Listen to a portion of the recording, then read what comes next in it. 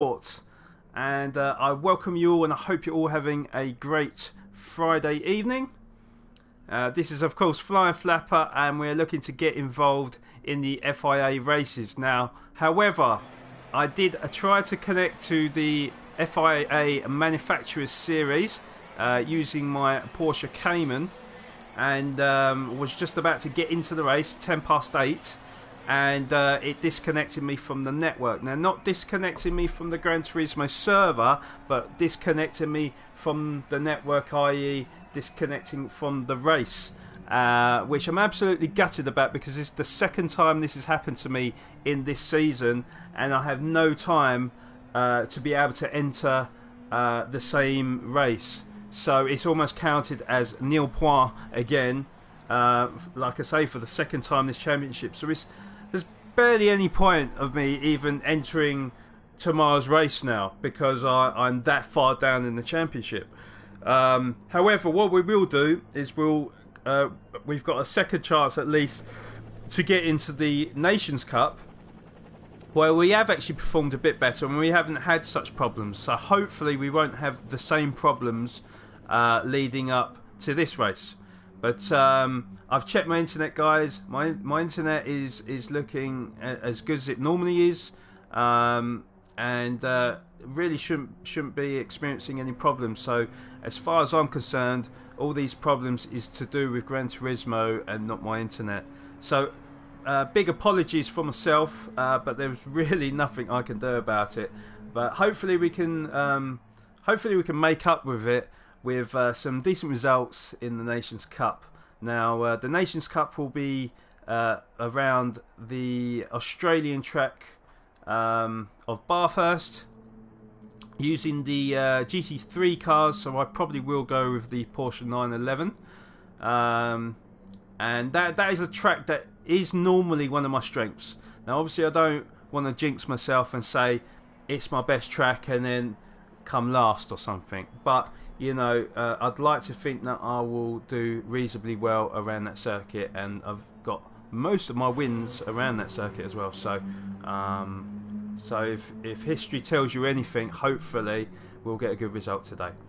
But first things first, guys, we are going to do a little bit of hot lapping around the Maggiore circuit. This is one of the daily races in the Alfa Romeo 4C Group 3 road car. So it's based off the Group 3 car, but it's not the Group 3 car, it's the road car of that car. So it's going to be a little bit slower and a little less grippy on the circuit, but it's still a good road car. N500, of course, as well.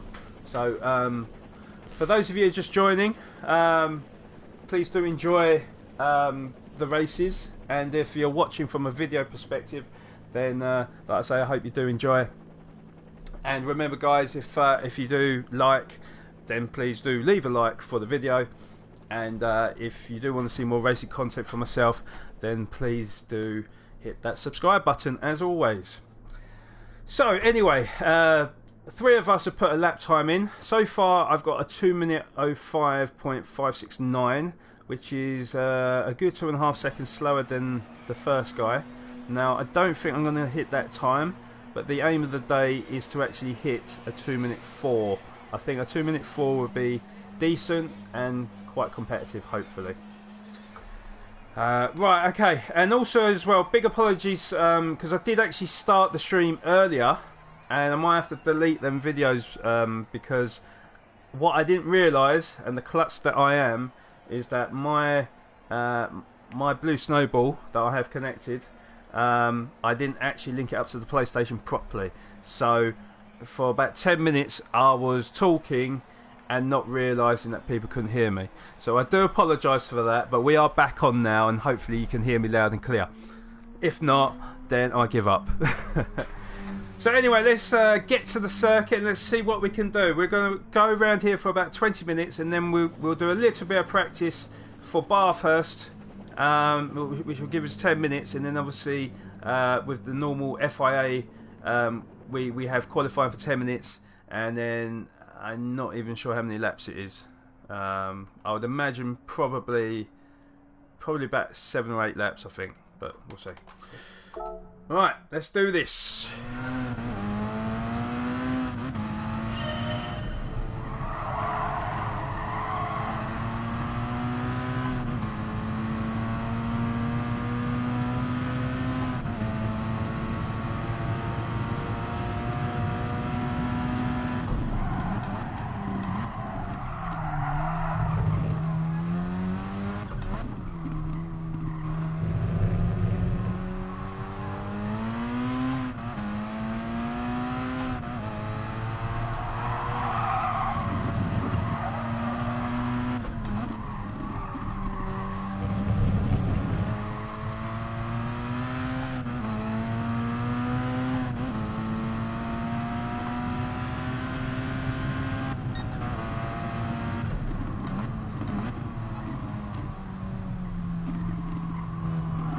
And one thing I haven't done already, guys, I am so not prepared today.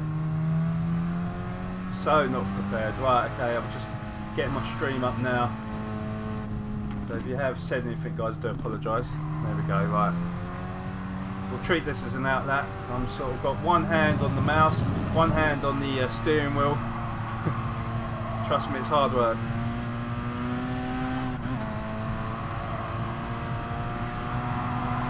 There we go. Now I can get both hands on the wheel. So for those of you just tuning in right now, I hope you're all having a great Friday.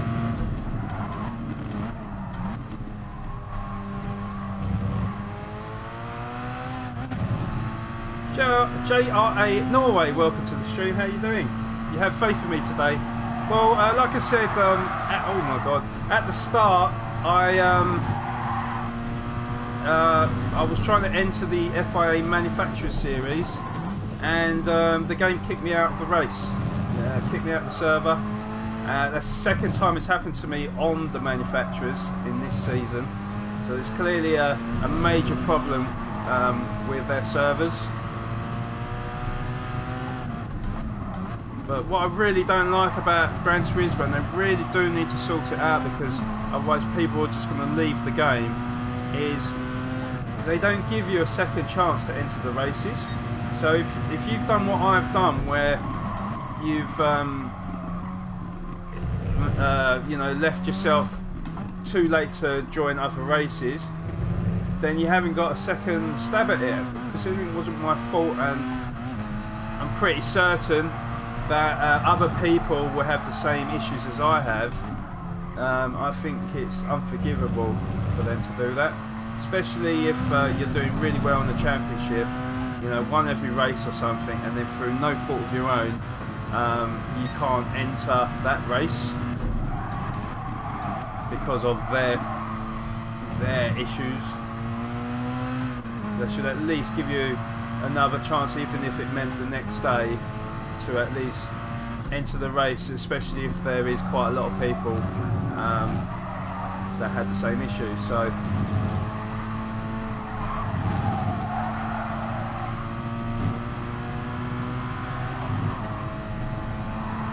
that's it, guys. We are driving in the Alfa Romeo 4C Group 3 road car, so of course this is not going to be as fast as any GT3 car, and it is quite a difficult car to sort of get used to because it does slide out a little bit.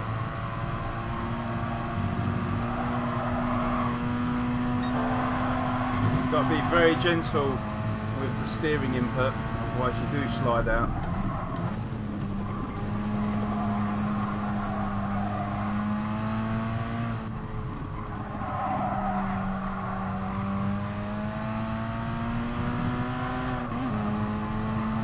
So 204 is what I'm aiming for.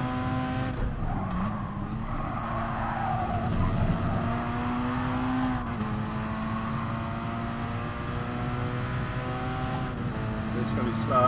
If the game is online based, you would think they would maintain their potato service. You would think so, wouldn't you?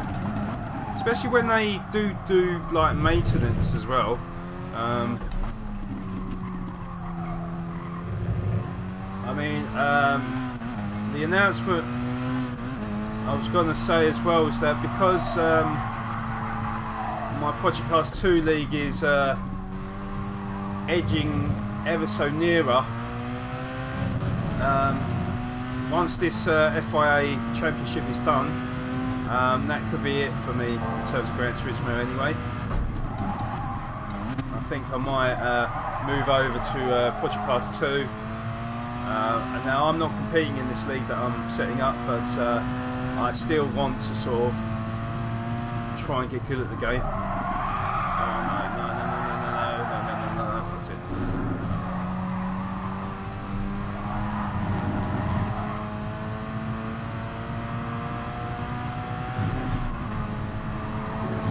Okay, we can do a lot better than this. I kind of made a mistake there.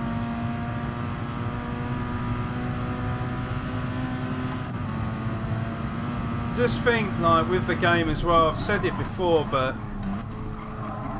you know, they've just, I feel like they've made a lot of design flaws to the game. You know, they should have more than 3 daily races on per day. You know, they should have more variation of it as well, because it's always like the same sort of circuits, same sort of cars. They always have like one where it's like the slowest car you know possible, and they're always really boring, them races. And I know there are people that like them sort of cars, but for me, you know, like if you want to have clean races and things like that, you know, you've got to go with the sports car. That's the whole point of it being called Gran Turismo Sport, isn't it? You go for sporty cars. You go for cars that puts you on the edge of your seat, you know. And you know, they've got all them Group X cars and the Group 1 cars, and they never ever use them. So what is the point having the car, you know? And if you think about the development they put into the game, well, anyone that's tried racing on the oval circuits will realise that that's the worst kind of racing for this game. Then you've got the rally circuits that are just there. I don't even know why they're there, to be honest, because they're never featured in multiplayer. I think the only ever time that I've actually tried the rally circuits is when I was doing like the license tests and the circuit experience, but that is it. And ever since I completed that, I've never touched it. So you've got that, and then like I say, my issue is that they've got an excellent circuit like Nordschleife, which I think is one of the best versions of that particular circuit on any racing game, to be honest, and they don't even include it in the FIA or the daily races. So it's like you're shooting yourself in the foot, really. So yeah, it's just very frustrating. You know, they've got very little content on it, but they still don't even make the most of the content they do have. So people like me are just getting fed up and just thinking, do you know what, I'll just play something else instead.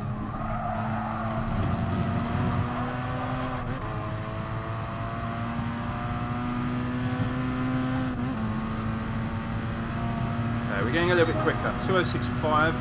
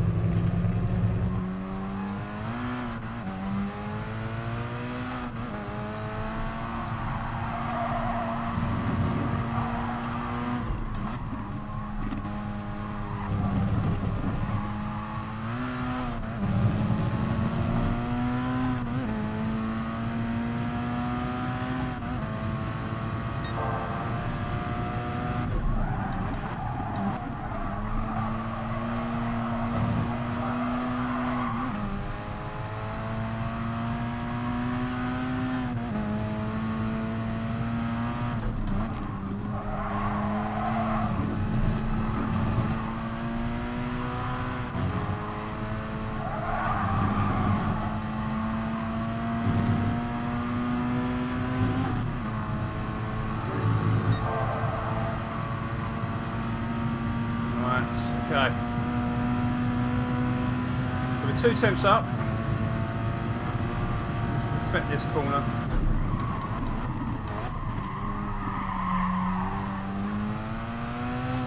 That was poor. Thinking there as well, maybe it's a third gear corner, not a second.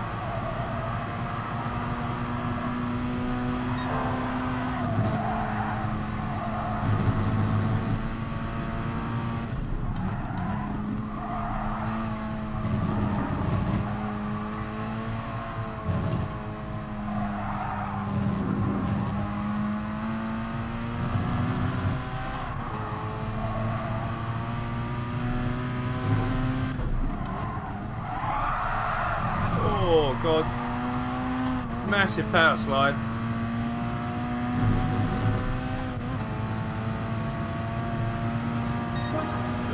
Don't seem to be getting quicker.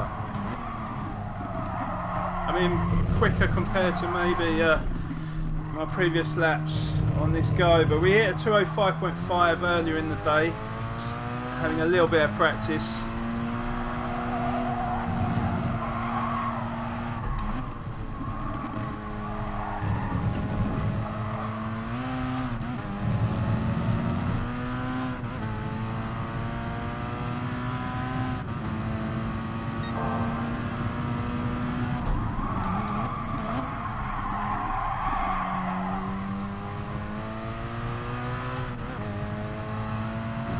Damn it.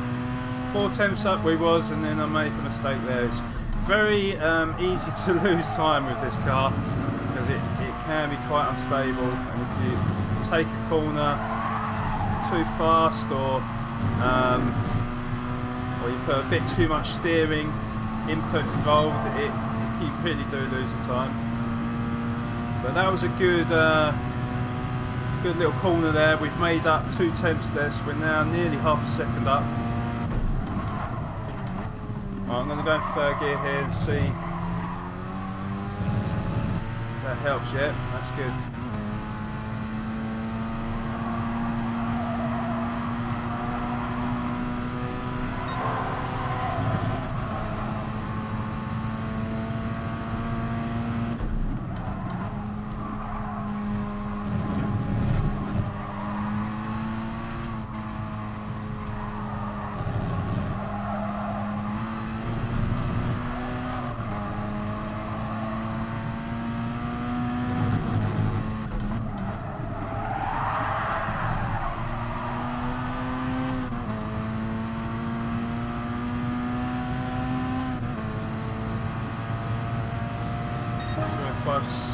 Just a bit slower, but anyway, let's move on then. So we've done quite a few laps there.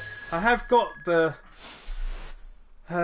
kind of developed a bit of a rhythm with that car, but probably since I do need to be a little bit quicker, but I think 205 is a reasonable time. We'll see. But anyway, moving on to the Nations Cup, guys. We've got 15 minutes until that starts, and hopefully we can get a good result here. Now I have got a good record round Bathurst, but obviously anything can happen, so we'll see how we do. It's about to start now anyway. Okay, so let's enter. Hopefully we won't get disconnected this time. We're going to go with the 911 because 911 is the quickest car, isn't it, guys? So we're going to go for that, but we'll go straight into free practice. Z4 doesn't disappoint, to be honest. I like the Z4, and I have got quite a few wins in the Z4. But I think the way they've sort of changed the BOP settings recently, I think the Porsche is the quicker car now. But I can always test them out, can't I? I can always back out, go into the Z4, see what time I can produce.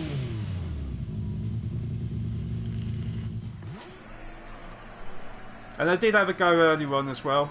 I mean, I'm pretty certain I can go a bit quicker than what I've produced, but I put like a couple of laps in just to see what the Porsche was like.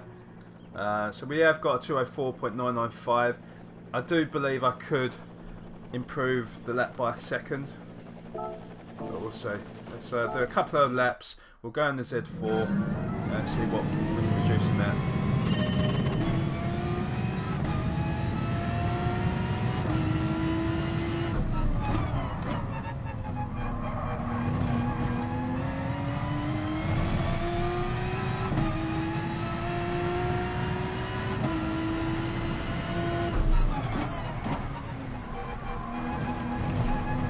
Oh god, too much curb.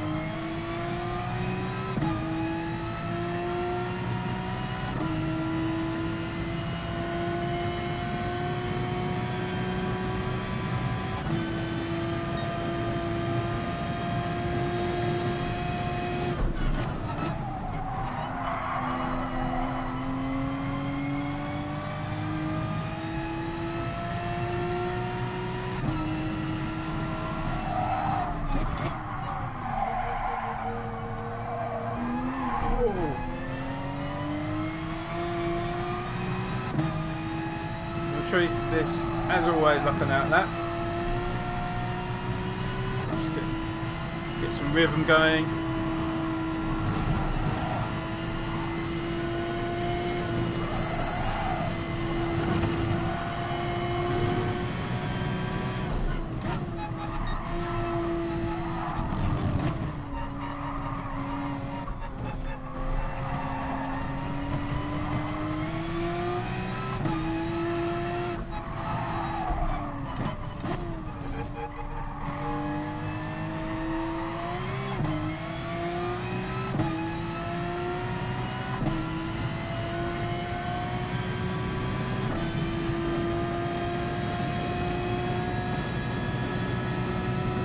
But definitely with the Porsche 911 it is a lot quicker in a straight line.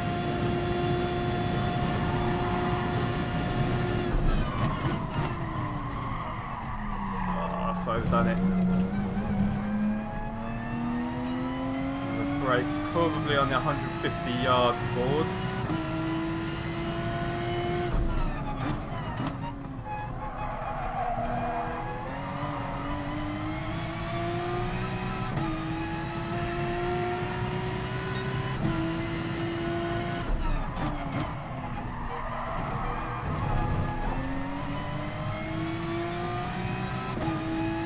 Again, that corner could be better.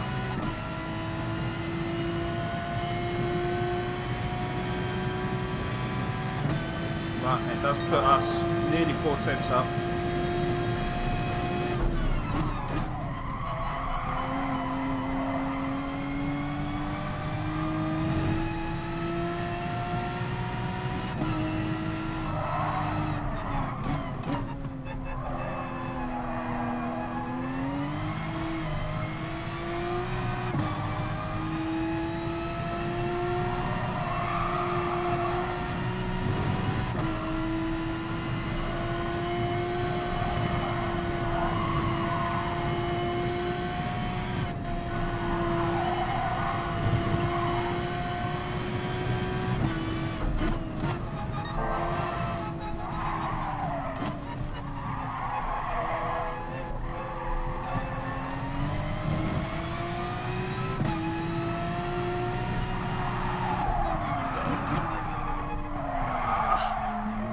Lost a lot of time there. Struggled to get the brakes going, so we lost 6 tenths just on that corner. I think I might even do one more lap just to see what the potential could be.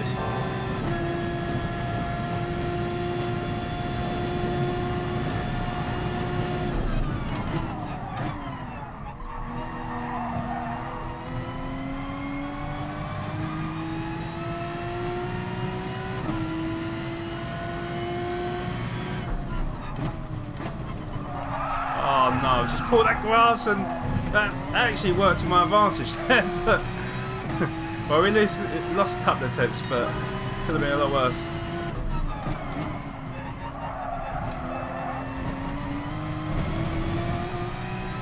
Alright, that was a better first corner.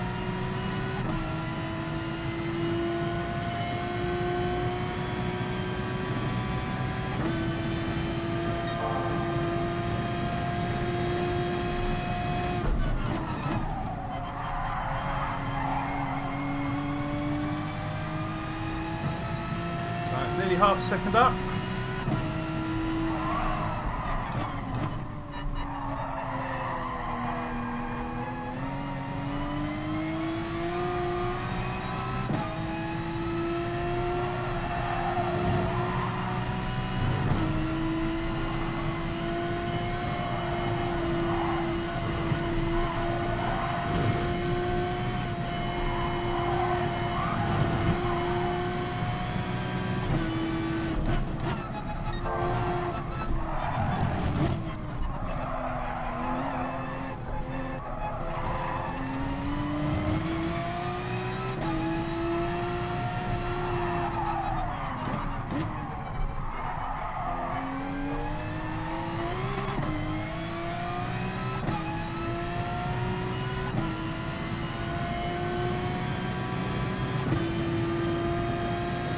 Okay, so nearly 8 tenths up.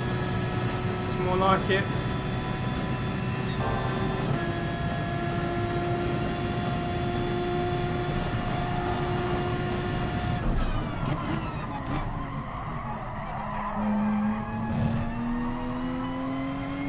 So drop that down to second.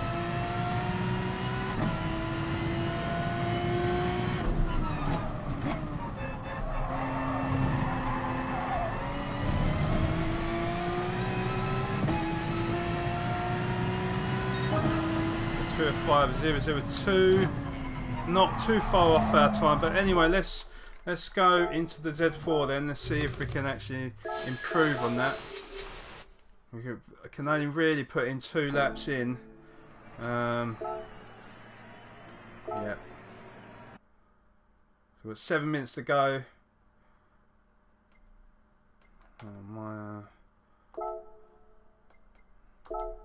Maybe just put in 1. Actually, the one thing I will say about the Porsche on that circuit is it is a little bit unstable. Like, so that's where maybe the Z4 will have an advantage over that car. Yes, it lacks the top end speed, but stability wise, it is a more stable car.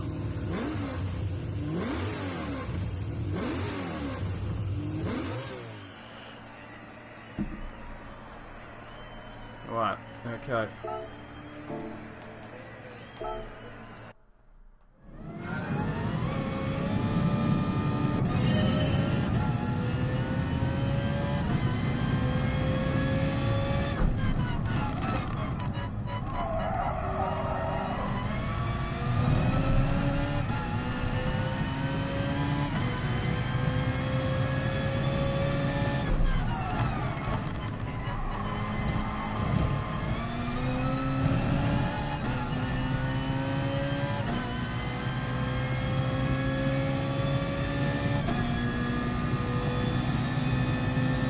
Already tell a bit of a difference in speed now.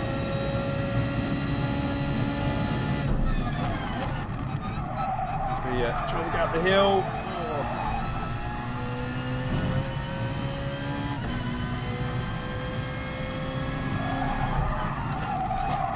Oh no, it's up there.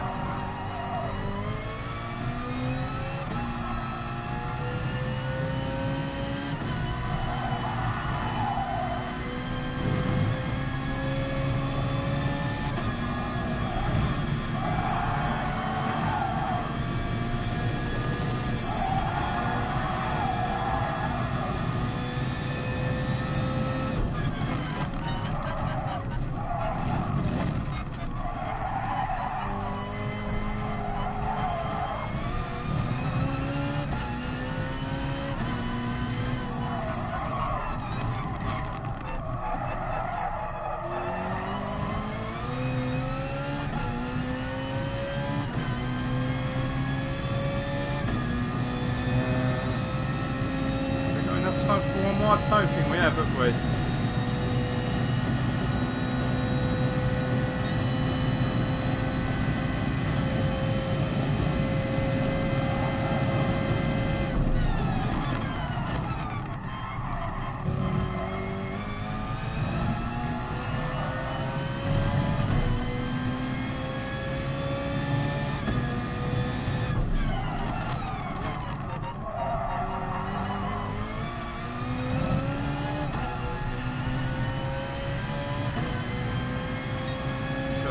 6. Do you know what? We're going to go in the Porsche then.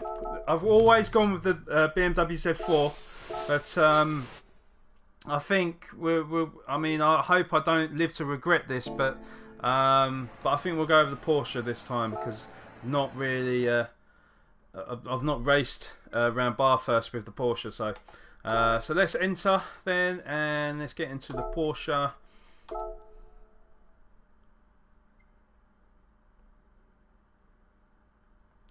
And we might as well sit through the 4 minutes. Or we could maybe just get in one. Yeah, we'll get in one more. Sod it. We'll get in one more.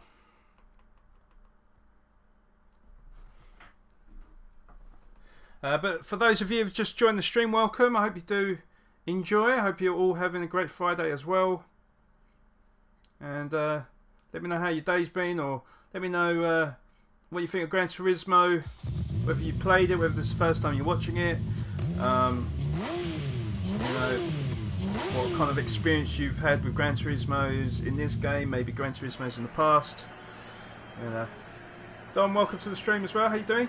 Porsche never disappoint either. The only thing I would say about the Porsche, it is a little bit loose, but if you can control that, then it's a great car. How you doing, Dom? Anyway, hope you're doing well, mate. So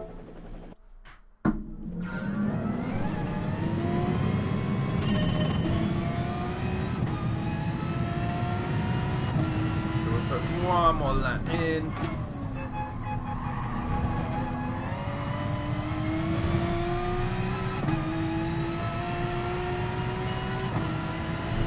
Yeah, I'm pretty good, thank you, Dom. The only thing I was a bit gutted with earlier on was we was trying to compete in the Manufacturers Series around Brands Hatch. And just as the race was about to start, it disconnected me. And like I say, it was nothing to do with my internet, it was Gran Turismo.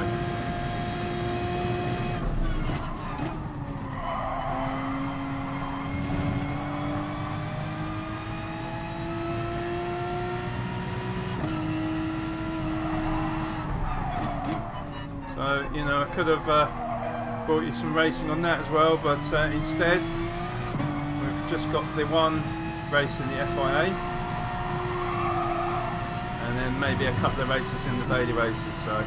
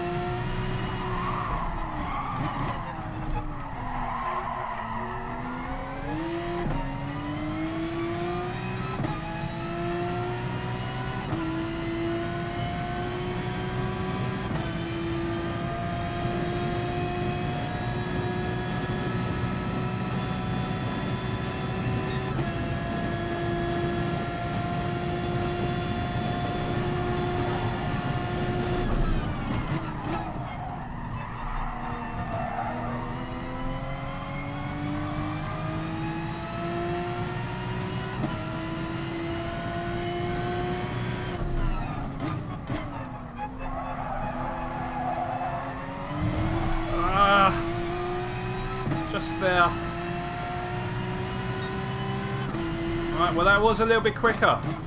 It could have been even more quicker had I not power slided around the last corner, but signs of progress, that is the main thing.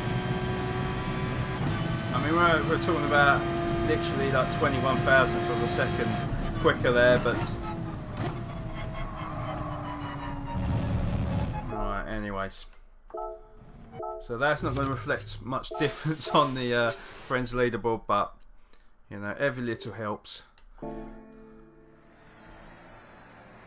And John Smith has just beaten my lap time anyway, so I do need to I'm pretty certain I've hit a 203.9 before, so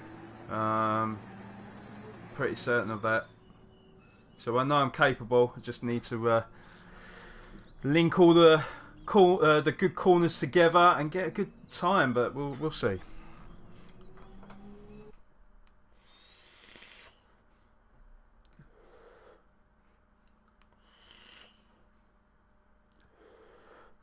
So again, guys, I'm getting linked with a lot of A-class drivers now. I don't know if it's because there's less people racing on Gran Turismo now, or maybe there is as many people, but perhaps you know, my rating is very close to an A-class now, so maybe that's why I get linked with A-class drivers. I'm not sure because I never get linked with C-class drivers, so that's why I believe that could be the case. But yeah, I mean, definitely for certain though, guys.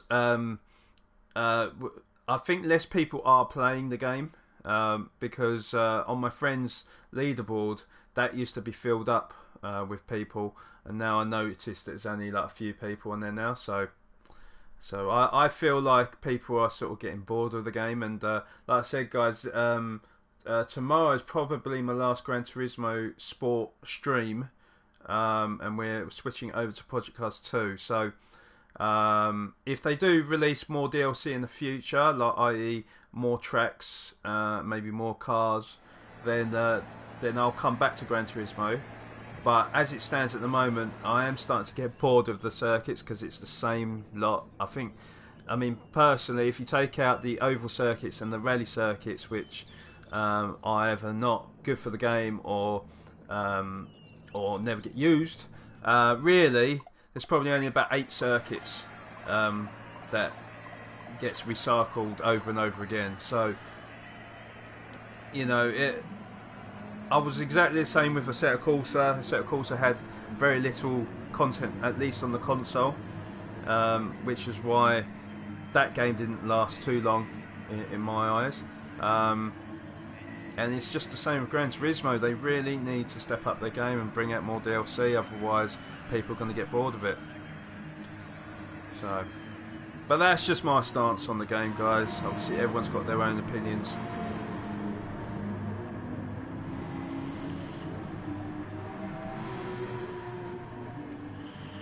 So I've got to wait for qualified to start. We've got 1 minute until it does go.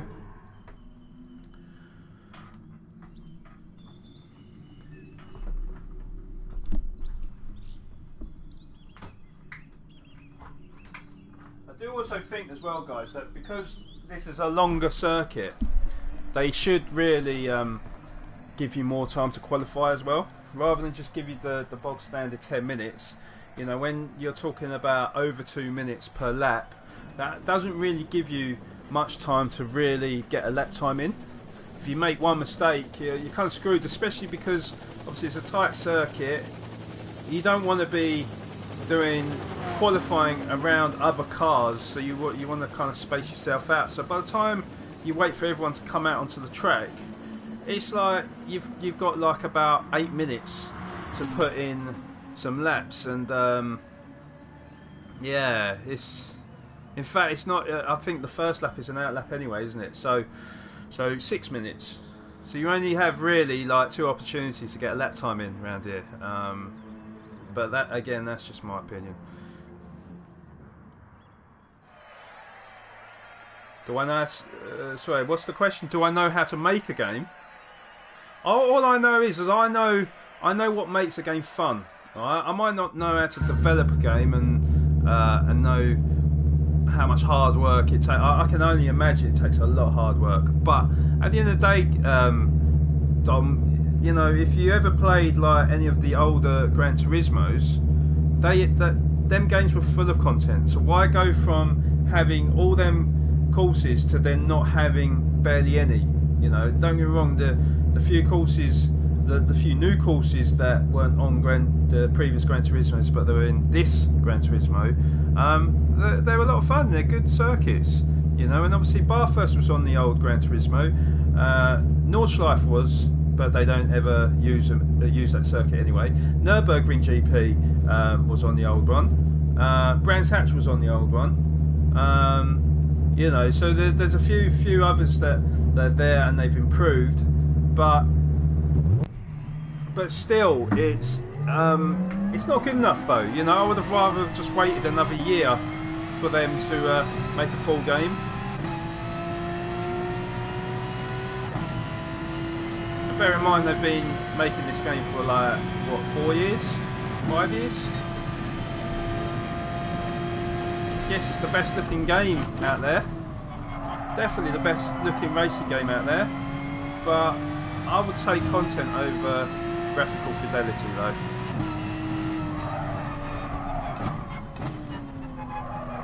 You know, like I compare Project Cars 2 to this, and Project Cars 2 looks like an awful game.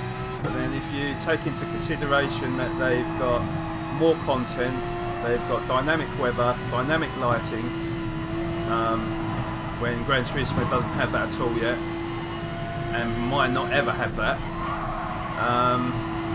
then you start to see the drawbacks with Gran Turismo. I mean, it's not just that, it's the car classes as well. You know, you've got your GT3s or fake GT3s and GT4s. And they've got the Group 1s. Again, they don't ever use them though. It's never featured in daily races or FIA races. So again, what's the point having them cars if you don't use them? But then, yeah, they don't have any prototypes, don't have any open wheel cars. So, you know, the game is fairly limited in what you can do.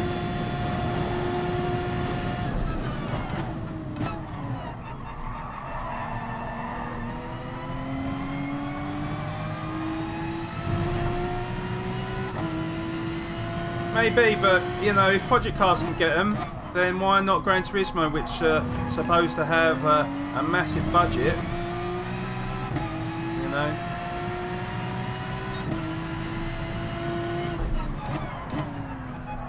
Whether it's an excuse or not, whether or not that is the issue, doesn't make me want to play the game. You know, I still need that content. And that's where Project Cars excels. So they do have the content. And yes, it has had a shaky start, and there are certain bugs and issues that plague the game, but that will improve over time.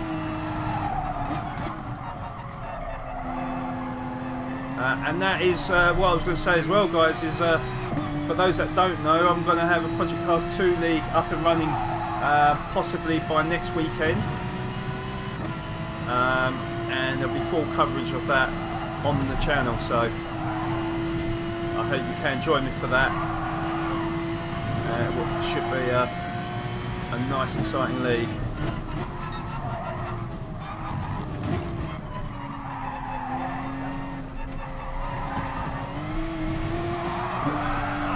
Come on, car, stay with me.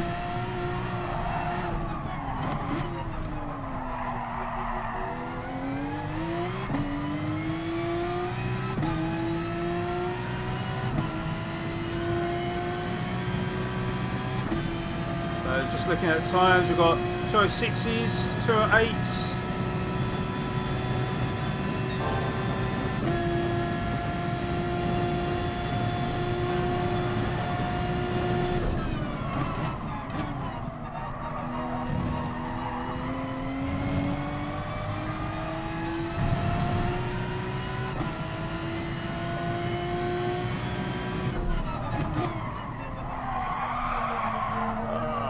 Done it. Get on that curb.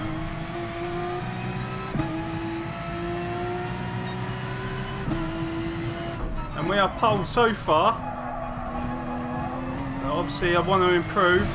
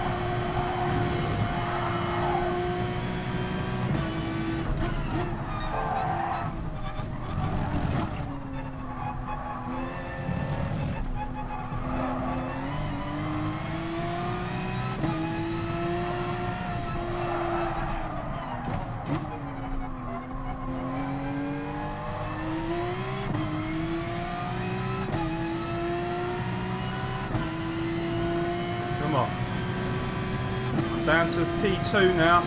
Let's hope this car in front doesn't get in my way.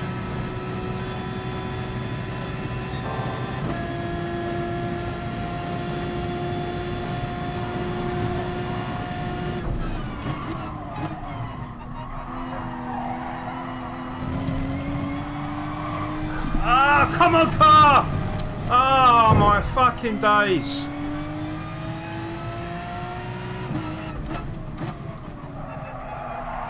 Just lost the back end of it, just could not control it. So down to P3. One more stab at getting this fast lap time.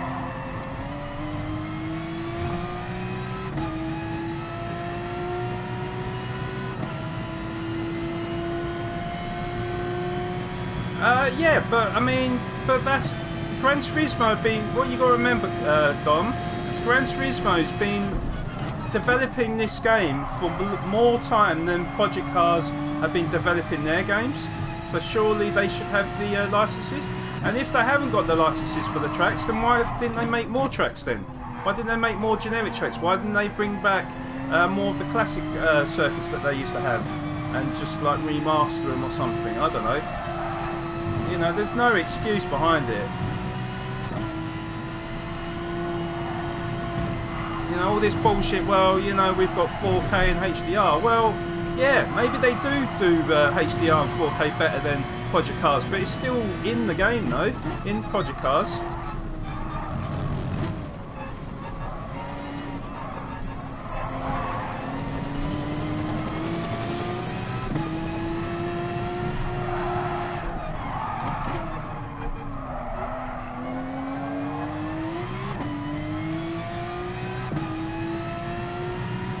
Down to P5, come on. Are we down? Oh, I hope we're not down. I think we might be though. Yeah, we are. 3 tenths down. Ah, dear, we are slipping down the rankings.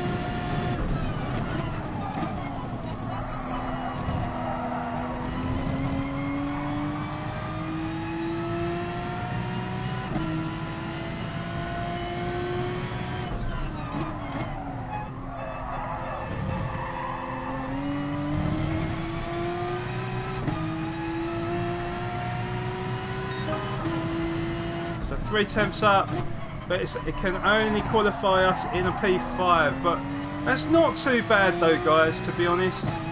It's not too bad because you know what you've got to remember, guys, is, well, it's P6 now. So Moto is the other guy that's in the B class, but we are surrounded by A class drivers, so we're punching above our weight, so that's not too bad. I can accept that. I mean, there was no way I was going to hit a 2037. That's an insane time. 2040, I'd like to have thought if I had really hooked a lap up, maybe a 2040, but yeah, still, I've got to be happy with that. So the final is going to start in a minute. Interestingly, we've only got 18 now, but okay.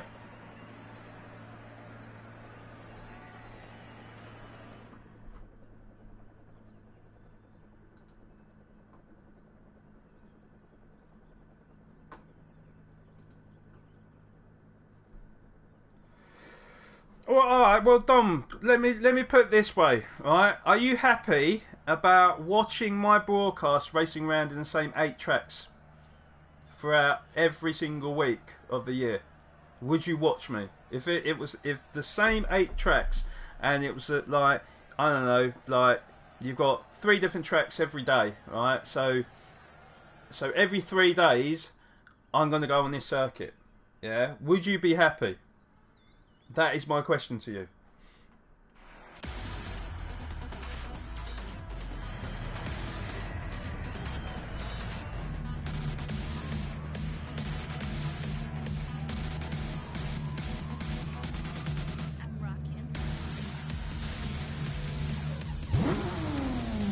Right, so we got Loza on pole with a 2037. Enric in P2. Moto in P3. P4 we got Junesty. P5 we got Gmop. P6 we got myself. P7 we got Fusion Car. P8 we have Tiago Loreiro F1. Never said that right. P9 we got Snalls Ultra. P10 we got Senses. P11 we got The Hero. P12 we've got, I have no idea what that is. APB. P13 we've got TWR Bandy, we raced with him yesterday. P14 we've got Evil Cookie. P15 we've got Akira. P16 we've got GG. P17 we've got FM Racing. And riding up the rear we've got Lord Quitus. Come on. I don't know what settings are on here. I think tyre wear and fuel might be turned on.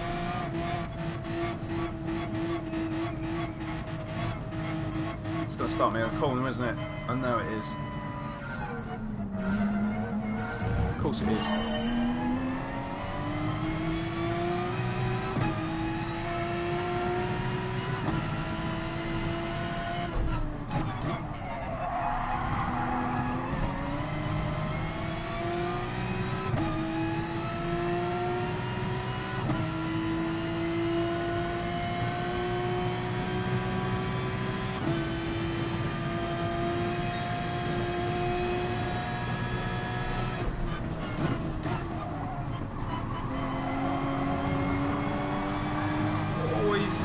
The rear a little bit. I'm not going to be able to pass him, so we're going to have to back off.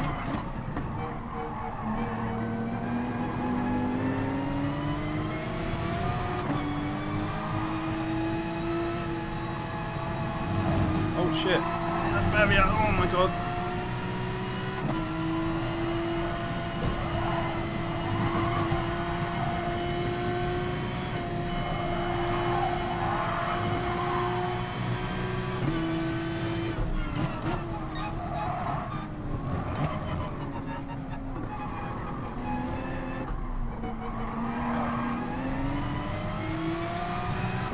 God, he's nearly lost it again. Really struggling with the balance of his car.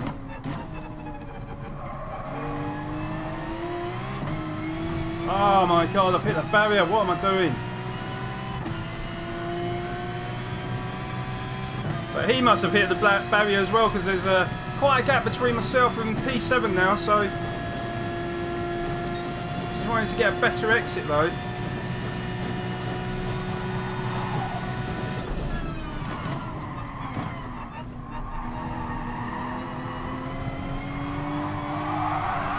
Oh my god, car, come on.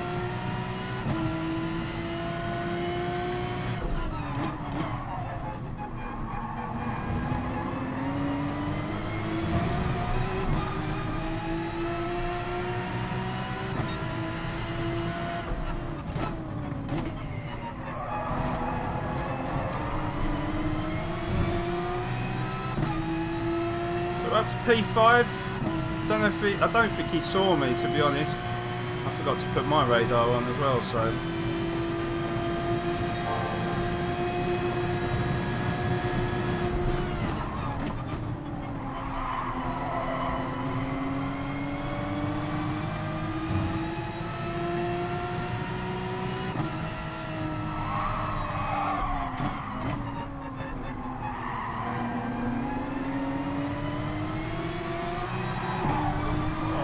oh, come on, Porsche. Just losing the rear on it.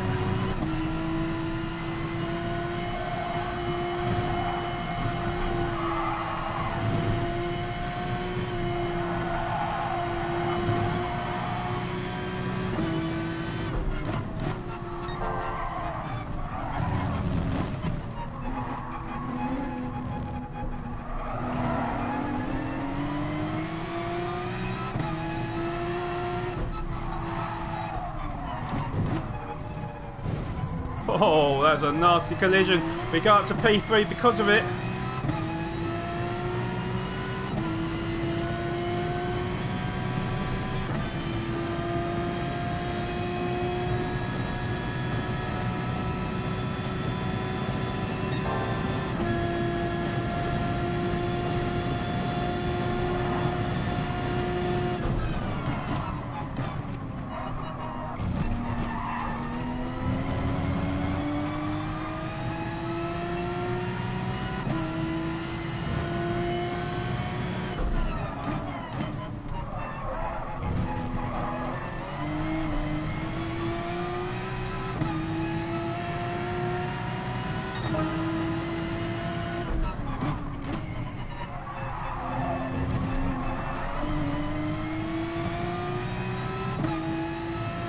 I have the slipstream on me here. I'm going to take the inside line.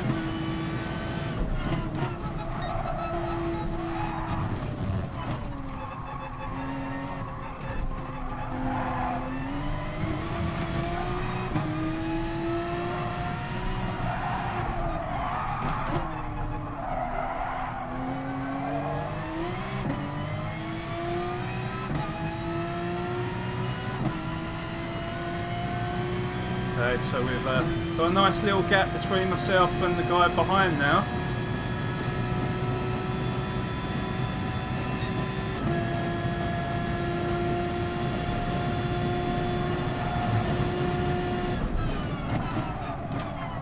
Obviously, still means it's very easy to make a mistake on this circuit, so it's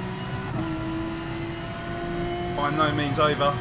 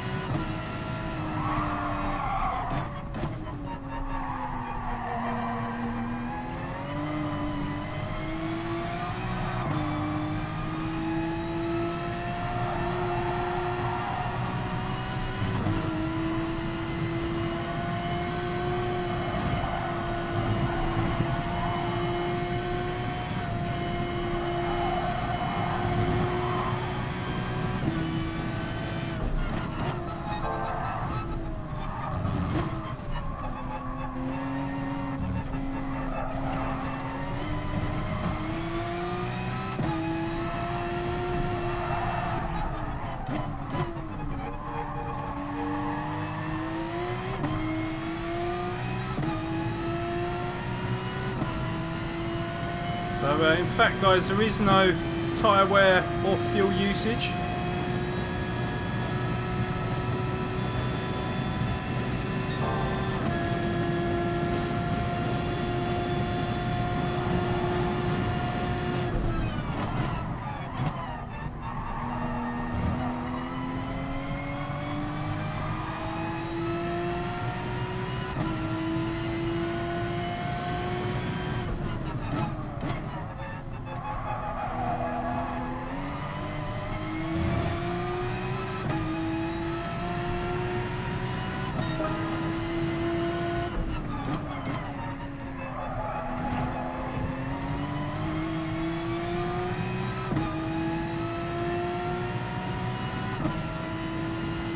So last lap, guys, we did actually hit a 2:03.9.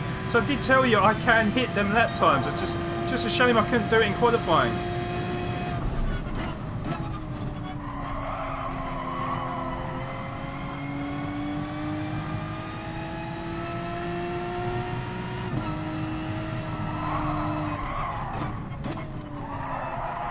Oh God, not the best.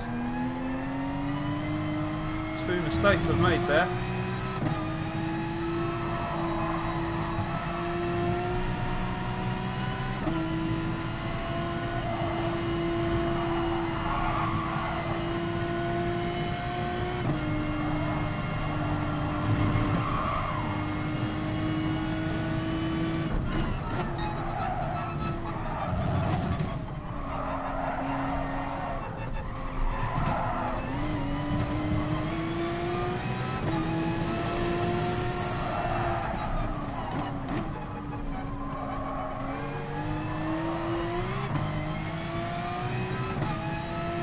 Yeah, this is not so great of a lap time, but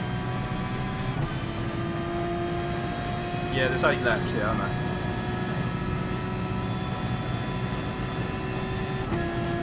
So yeah, we're on lap 5 of 8, 3 laps to go after this.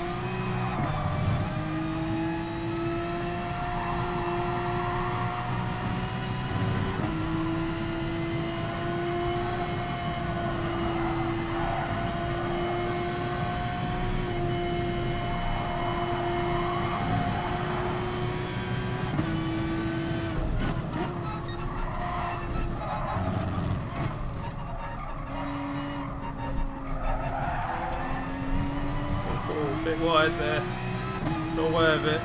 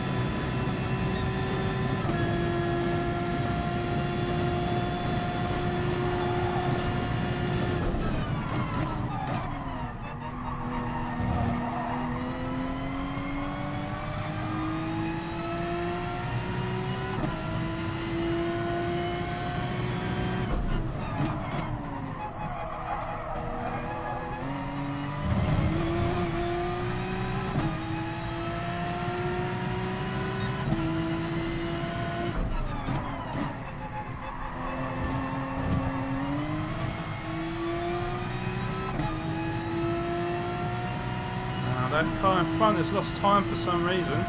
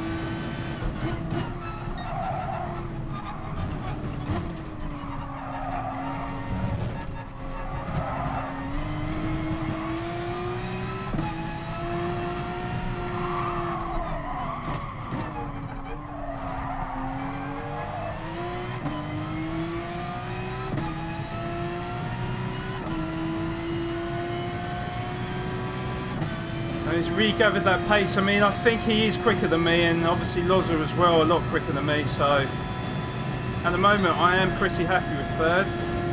But obviously, anything can happen in this race. So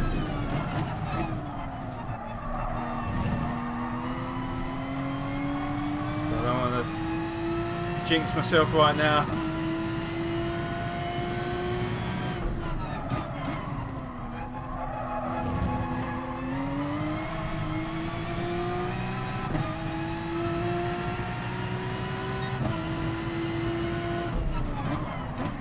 Such a tough track, you know. It's very easy to make a mistake. You know, it only takes like you know, a slip of the curb, or not turning in quick enough, or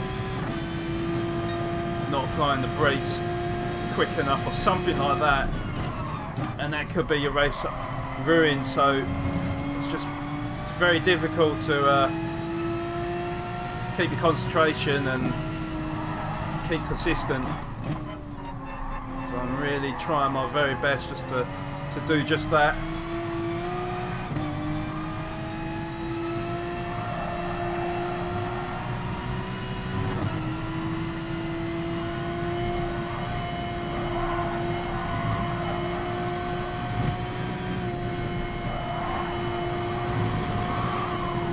Like that. Oh my god, that was close. I would have been absolutely gutted if I'd have spun the car or something.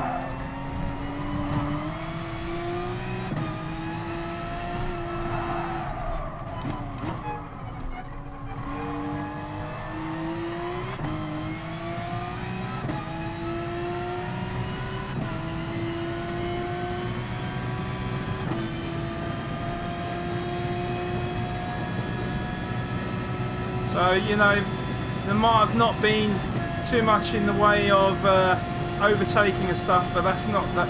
This track is not that kind of track.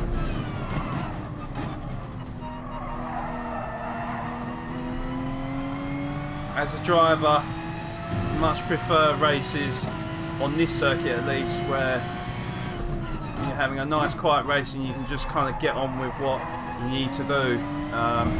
So in the end, guys, we have ended up on P3. It's a podium for himself, and I'm happy with that. I'm very happy with that.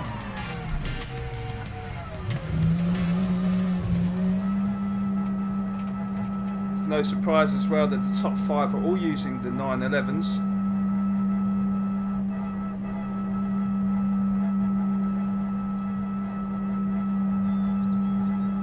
Thank you, Dom. Thank you.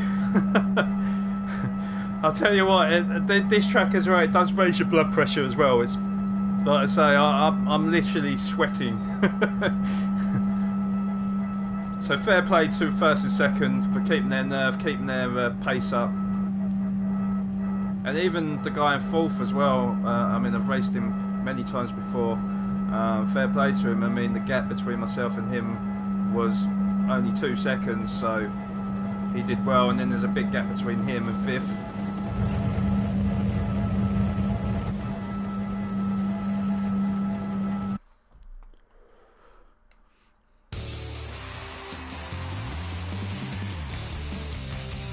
And we went up 3 positions as well, because of course we did qualify in P6, so I'm happy. So we get a clean race bonus as well, which always helps.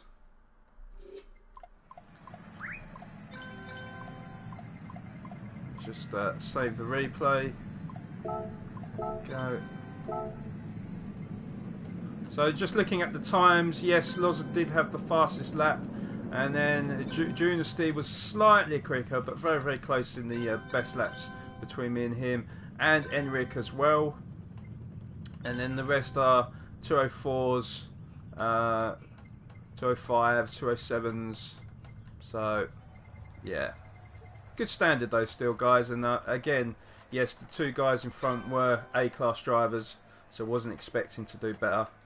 I was top of the B classes.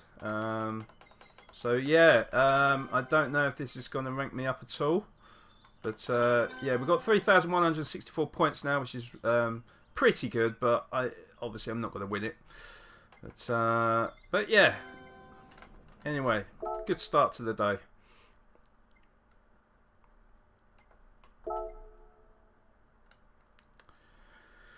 Okay, right. So obviously coming up next in the Nations Cup tomorrow is going to be the Kyoto Driving Park, the new variation. Using the Nissan Skyline GTR V-Spec 2. That's the older version. That's not a car I really like, to be honest. And the manufacturers, if we actually are able to get into a race, will be around a Nürburgring GP in the Group 3s. So I don't really know what the top 24 superstars is, though. It could be... I really don't know, to be honest. I can't see myself being in that, especially when I've been disconnected from 2 races. So Monday, next lot coming to do the kitchen, yeah? So it sounds like they've completely ripped out the old kitchen, knocked down a few walls, redoing the flooring. I'm guessing they're just doing the whole lot. So the kitchen right now is like just a shell of a room. Because that's kind of what happened with my kitchen. Yeah, we got all the units ripped out, the flooring ripped out, even certain parts of the kitchen, like the walls, they scrapped and built up again. Because it took them about, well, in fact, it probably took them about 2 months to do it in the end, maybe 6 weeks. But yeah. But anyway, guys, the daily races, what we've got left is the Group 3 Alsace or Alsace, or I don't know how you pronounce it, but it's a French circuit. And that is any Group 3 car. We've got the one make Magyar with the Alfa Romeo 4C Group 3 road car. And then we've got the one make around the normal Kyoto circuit using the Subaru WRX STI Type S14 2014. So I don't know if that's a good time that I put in or not, to be honest, but I think what we'll do is damn it, I've just missed them, haven't I?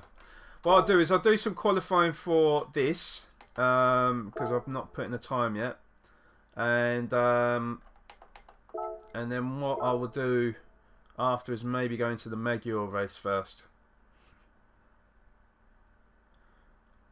They're doing all of it, yeah? Alright, okay.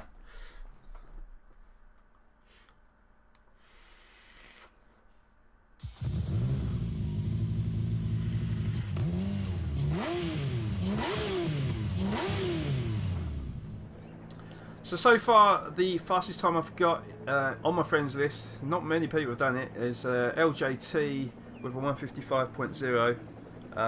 But like I say, I've not... I don't know this circuit too well. This is not really one of my favourite circuits. But of course, you know, being a good sport, I'm going to give it a go. So again, same car, we're going Porsche. Because it is I'd say it probably is the fastest GT3 car on the game.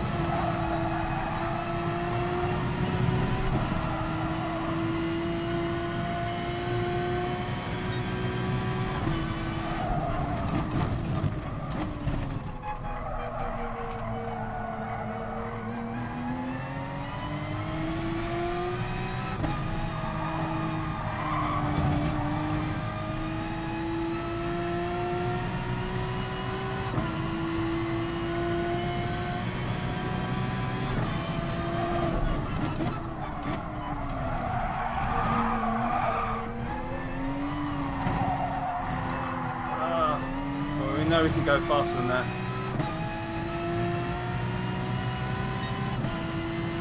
55.7. Made quite a few mistakes on that lap, so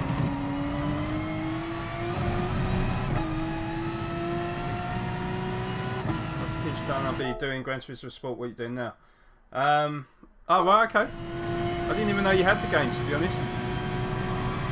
But like I said, Dom, after Saturday, I won't be doing any more Gran Turismo. It will just be Project Cars 2, because whilst the league is going on, so I'm not participating in the league. I'm literally just broadcasting it. But I do want to get good at the game though, so, and I'm just growing a little bit bored of Gran Turismo, to be honest. It's a good game, but it needs more content, and that is the bottom line. Whether it's, you know, whatever the reason behind why they haven't got these circuits or whatever, it's not really my problem. You know, I think the developers should know what made their previous Gran Turismos successful, and how they've really gone away from their formula, I believe.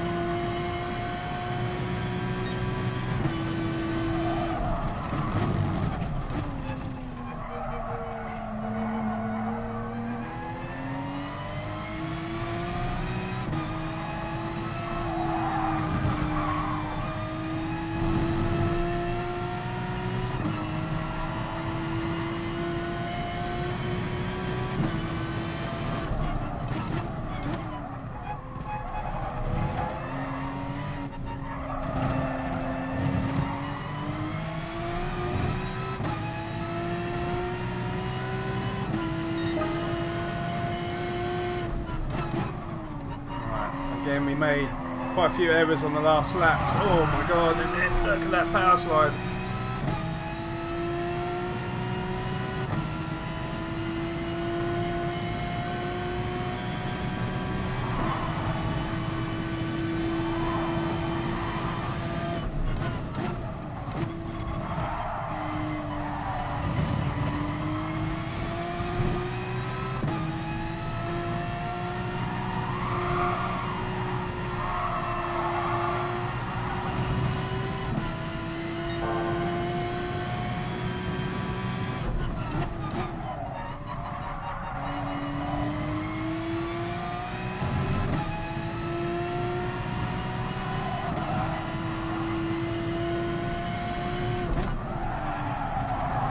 Done it.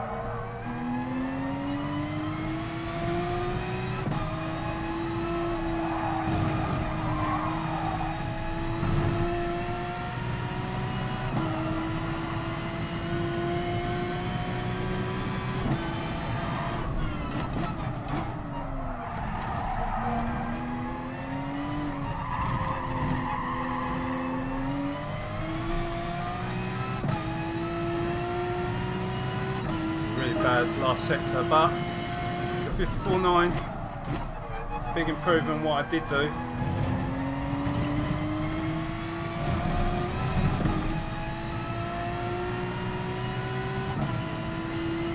Well, he must do, because he wants to join the league, Dom, so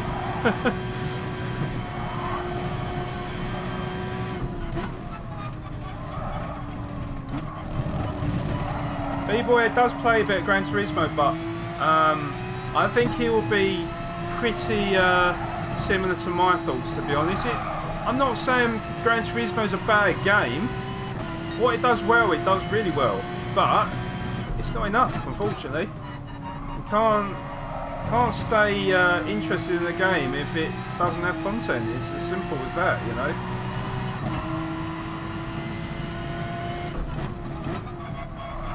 That's what Project Cars has always got on this is that yes, it's a buggy game. Yes, it don't look as good graphically, but if they were able to sort out the bugs, which I know they've sorted out quite a few of them now, they've always had the content, and there's more content coming as well.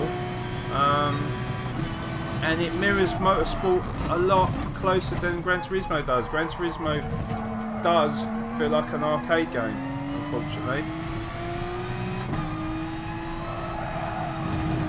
And I think that's quite reflected in the community as well, because there's not as many people that play in the game. I think also a big statement as well is within a month of the game coming out, it was half price. You know, that's ridiculous. The game was half price, and then over Christmas it was half price again, and the game was only out for 2 months. So you know, I think that tells you everything you need to know, really.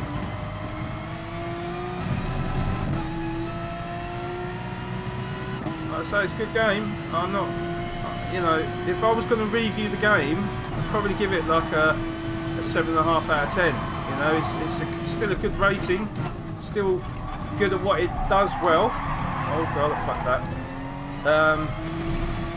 But longevity-wise, it's not there, because a lot of the cars are the same. There's not many tracks.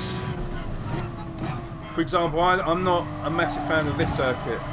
Like, it's okay, I'll drive it, but I don't particularly enjoy it that much.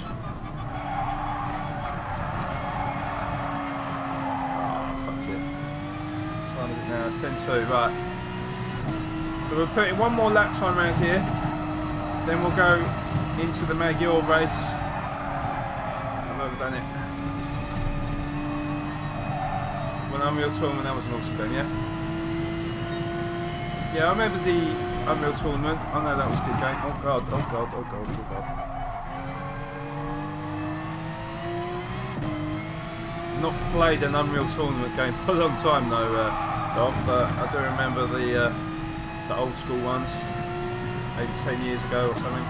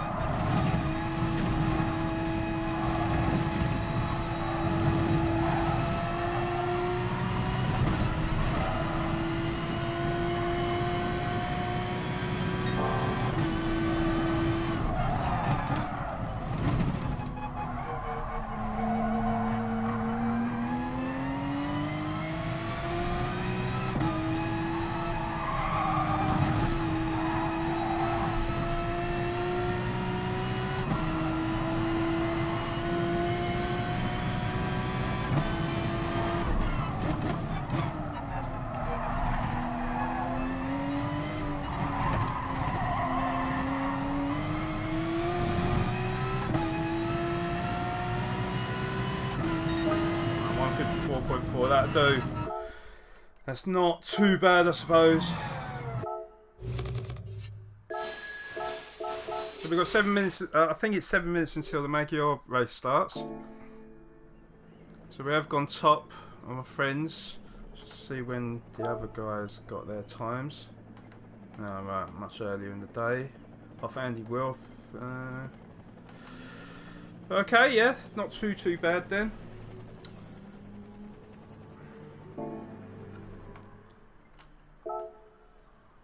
So we got, I think I'm pretty sure it's going to be reset at 10, yep. So we'll get in this car. Again, guys, this is a road car, not the actual GT3 car. It mimics the GT3, but it doesn't handle anything like a GT3.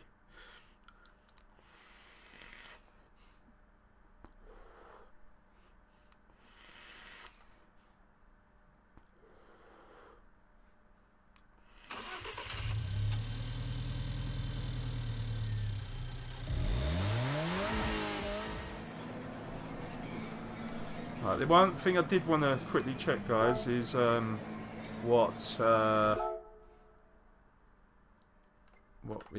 I wanted to see how close I was to A. So I'm pretty much all week I've been sort of edging closer to that A, but just not quite getting there, you know.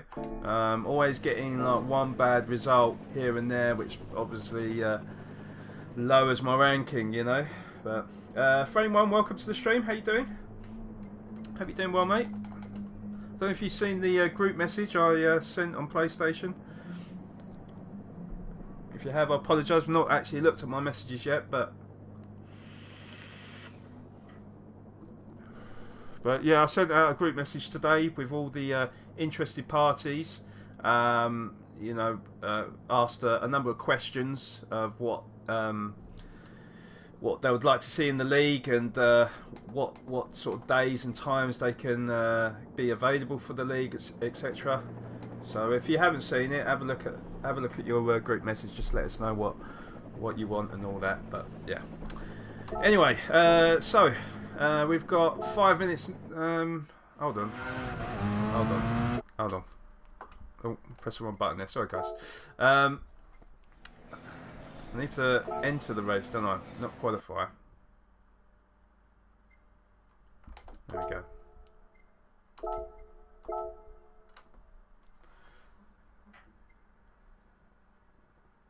Gonna ask Thomas son has been here. Yeah, okay, mate. That's not a problem. As long as I get an answer by, say, the end of tomorrow, then that's not a problem, mate. Just obviously, I need to get the ball rolling on it in the view of maybe starting next week. It really depends on what everyone's availability is, because personally I would like to have the league running 2 days a week, maybe once in the as a weekday and once on the weekend maybe, but obviously I'm waiting to hear everybody's answers really to give me a rough indication of when I can actually host this league. So let's get into that. Sorry guys, I'm just rabbiting away.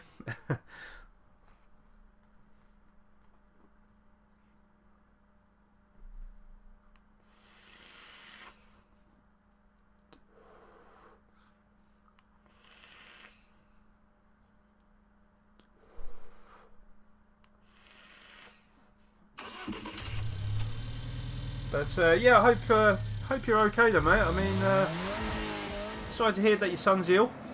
Hope he gets well soon. And yeah, like I say, obviously I want to make the conditions for the league as exciting for you guys as possible. We have got 19 people interested at the moment, but I know that figure will go down. If it goes underneath 16, then I might look for another driver. I'm pretty certain, even though I'm not racing and I'm just a broadcaster and race director, whatever they call it, I'm pretty certain I don't count as a participant. So I'm pretty certain I can have 16 drivers and myself.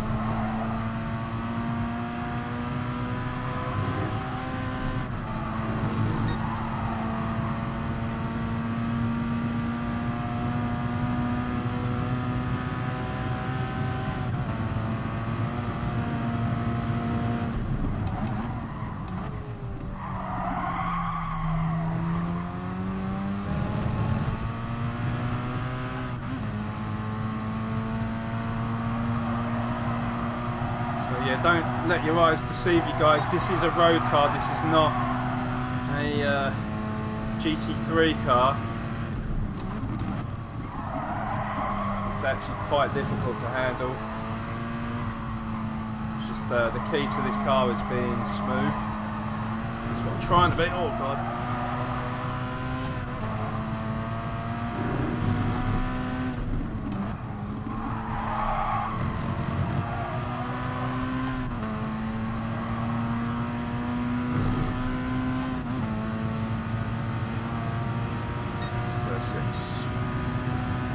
We haven't got enough time to get another lap in, so I might as well just come into the main menu. Right. Many seem to be voting for one class and no assists. Not too keen on the no assists. Authentic assists would be better.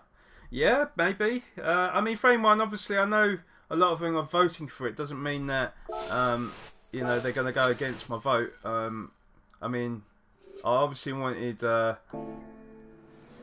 I wanted everyone's opinion really, and I, to be honest, a lot of the drivers I know, especially a lot of the top drivers, I know that they would have said that anyway. But I wanted to see if some of the other guys that, you know, some of the other guys that used to use assists, or I know of them using assists in the past, whether or not they would have responded that way themselves. But well, no, that's something I will obviously introduce myself. I mean, that's not something I needed to ask him. I just need to ask him the main points to help me organise the events. But in terms of weather, yeah, I mean, obviously I'll throw in a few surprises there. I mean, there'll be some races might be random weather. Some I might actually just put fog and rain or cloudy or maybe, you know, put maybe 4 slots in there and have different weather slots. I don't know. There's something I need to sort of tinker with, and that's again, guys, why you know, I'm going to be streaming Project Cars 2 after the weekend, because I want to I kind of want to experiment on it anyway. So and I might stream it, just, you know, if some of the guys from the league do come into the stream, then obviously they can see themselves. But yeah. So anyway, guys, as you can see, I've qualified 11th. I wasn't expected to qualify too high up. It's not exactly a car that I'm finding easy to control. So I sort of expected to finish to qualify quite low down.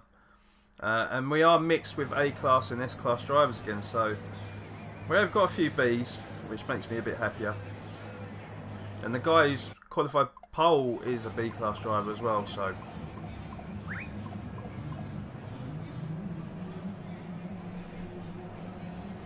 Whether it's fine, yeah? I mean, we'll see. I mean, obviously that could be a question I can ask people. I can say, look, you know, how are you guys with weather? Because at the end of the day, like, I've not really put in any time on Project Cars 2 as of yet, so I don't know what the bugs are in the game. So I don't know if there's a bug with the weather, whether, you know, you put light rain and it actually is heavy rain, and you know, whether the cars are drivable at all in wet weather or not. I really don't know. So again, that is something I'll probably need your input on. But obviously, yeah, it's up to me to kind of find out for myself whilst I test everything out. So. Oh yeah, you'll do. Yeah, what I'll do is I will put all the conditions on, like on a schedule for everyone to see. But there might be races where I say, look, it's random. So obviously we don't know whether or not what the conditions will be on the day, sort of thing. So I don't know. Like I say, these are things I'm going to have to think of over the next few days. So.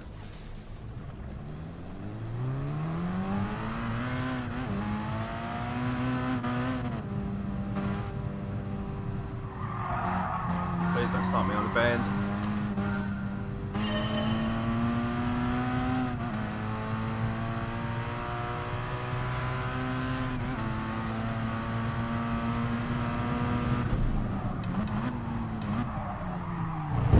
Oh, I knew that was coming. That's why I went right on the inside there.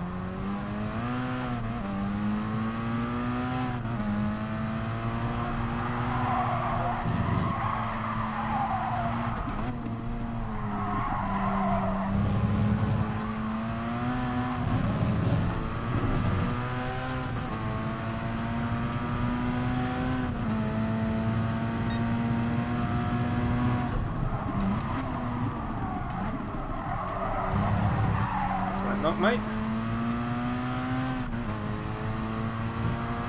So up to P9.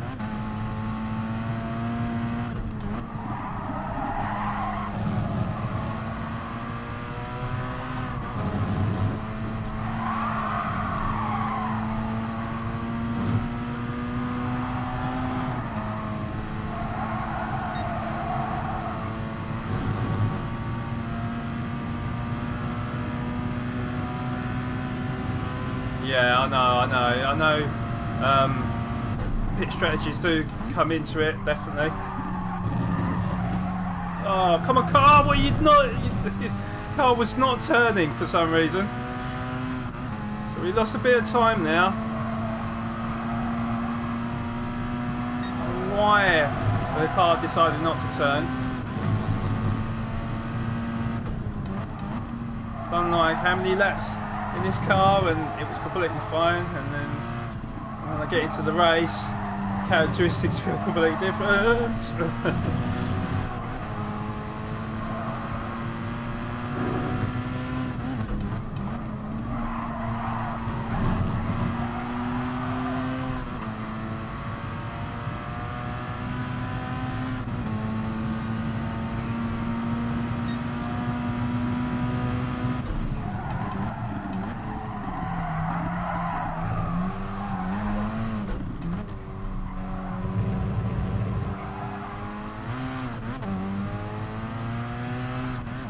So if you're just joining, we are doing a daily race around the Maggiore circuit using, well, it's the one make race using the Alfa Romeo 4C GR3 road car.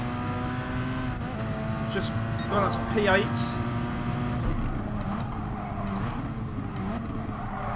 Qualify. Oh jeez, right. Nice move there, GG. Kind of saw that from a mile away, actually, that bit of a dive bomb, so I had to let him through, because if I hadn't, there could have been quite a fatal collision there. So, oh my god, we're going sideways. Really not a fan of this car though, guys. Really is a handful.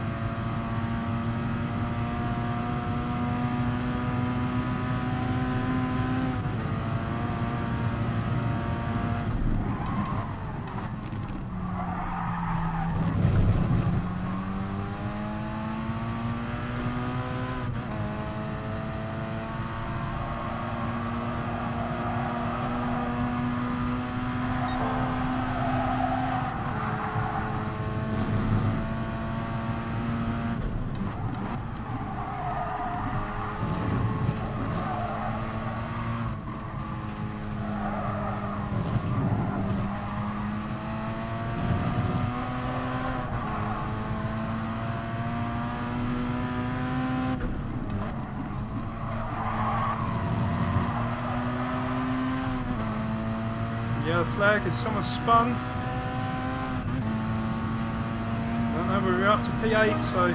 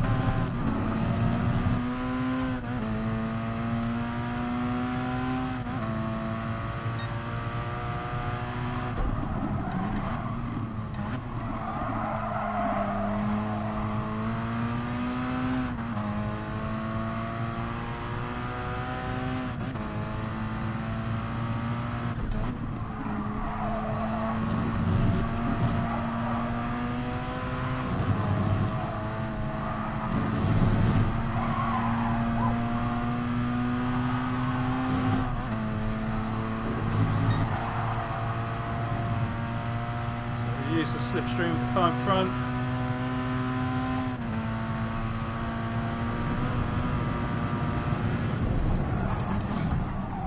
What is this guy doing, man? Surely he can see me up the inside. Surely. So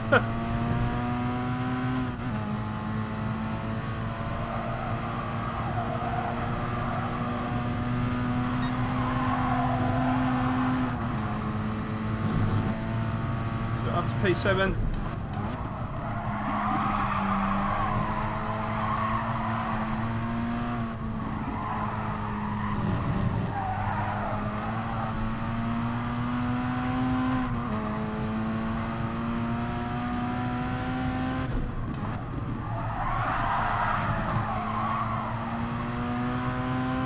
So round the last corner, negotiated that quite successfully, and P7 it is.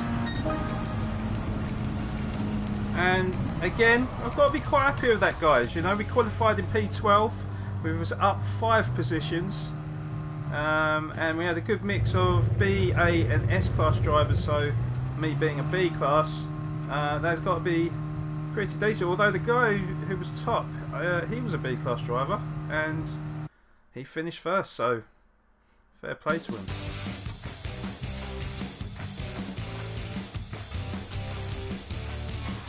I went up 5 positions game. I qualified P12, not P11. Pretty certain of that, didn't I, guys? I'm sure it was P12.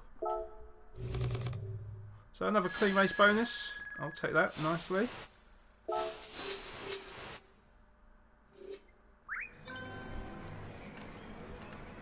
Could have sworn we qualified maybe it was P11 then, so 4 positions. But fair play. I mean, it was a reasonably close race. So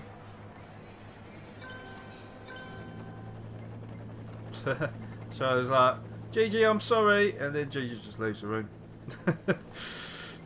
Alright, anyways. So tonight has gone reasonably well. I might save that replay as well.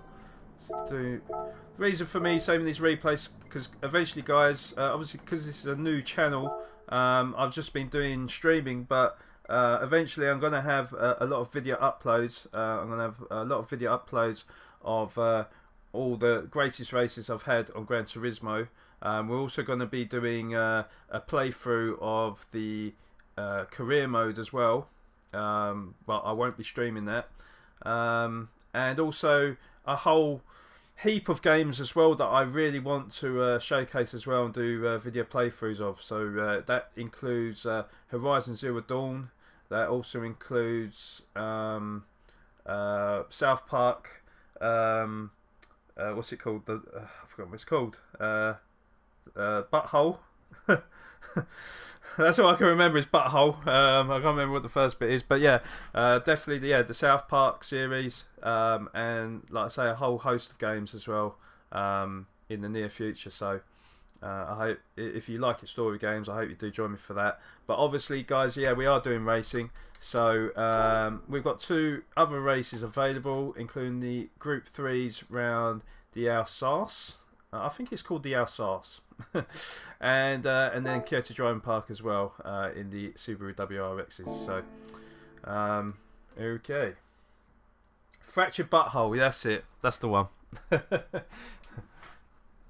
So yeah, there's quite a lot that I want to do, guys, but like I say, I won't stream them games. I will actually upload videos of them, and it will be all in it's 1080p glory. So because unfortunately, guys, with my streaming, I can't seem to have it past 720p. It doesn't, whether it's YouTube, whether it's my internet, I'm really not sure, but I can't seem to stream anything above that because it gets too pixelated. So so it is what it is, unfortunately, guys. Okay, what I'll do then, guys, is I'll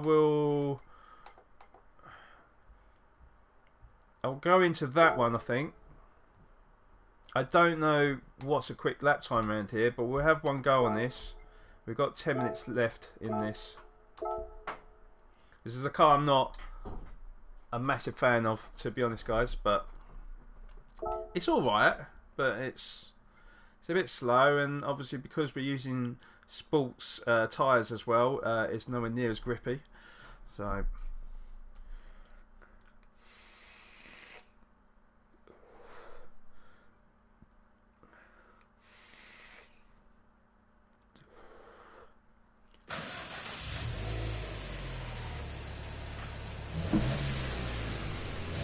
Remember guys as well, if you are enjoying the stream and you want to see more racing content from myself, please do hit the subscribe button, and if you have enjoyed the video, please do leave a thumbs up as well. Obviously it does mean a great deal for me, and obviously really does help out the channel, so it would be, like I say, much appreciated. Any support you can give us, please. But anyway guys, 10 minutes to go. Let's try and improve our lap times. So we're actually 5th now, so we need to put in a bit more practice. Let's turn off that traction control and try and aim for 56. As you can see guys, pretty slow car. But that is a second gear corner, isn't it? But I would just want to get this race out of the way.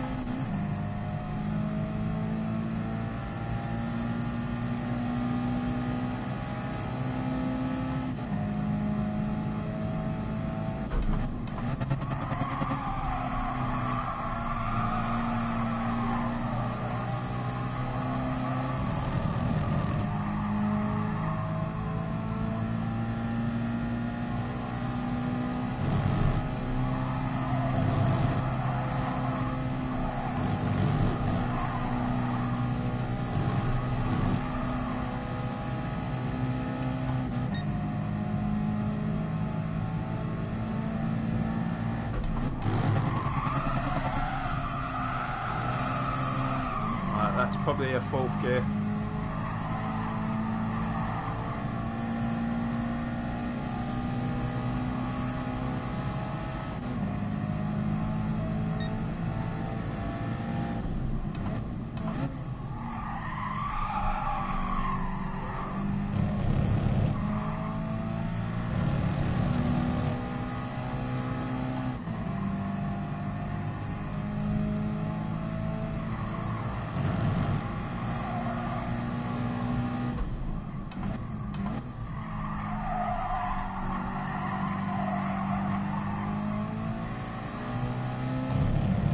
Feels so slow compared to driving everything else we've driven so far.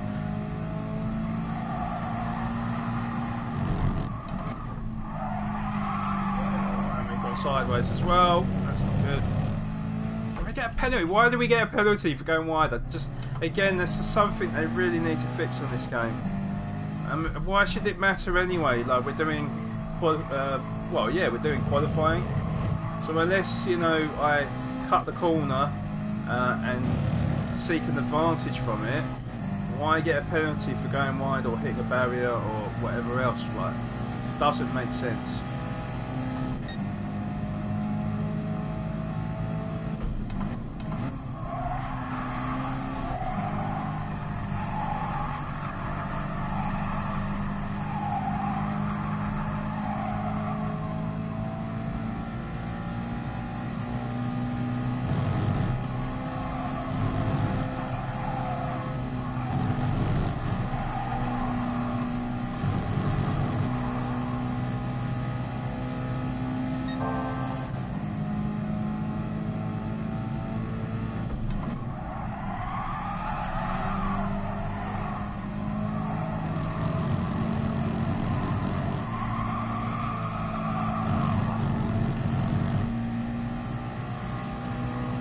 See, it makes no sense to go out wide in this car. It just scrubs off too much speed. Whilst if you was in the GT3 or GT4 car, you obviously want to maximise as much of the track as possible, because you can still keep pushing the car. But yeah, it doesn't work with road cars, unfortunately.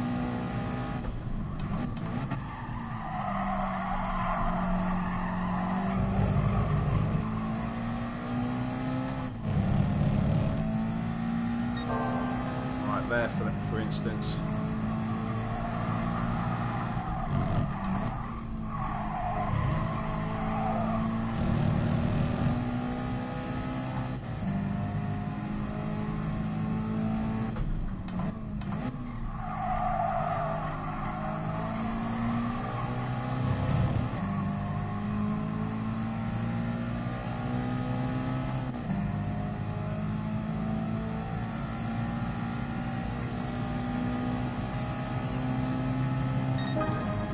It's quicker.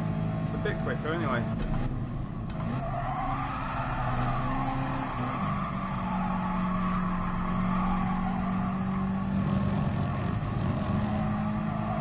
Look at that. See, look how much quicker I am there.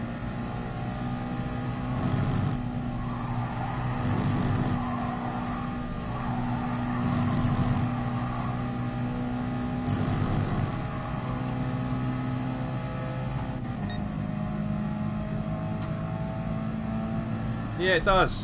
You're right. It really does.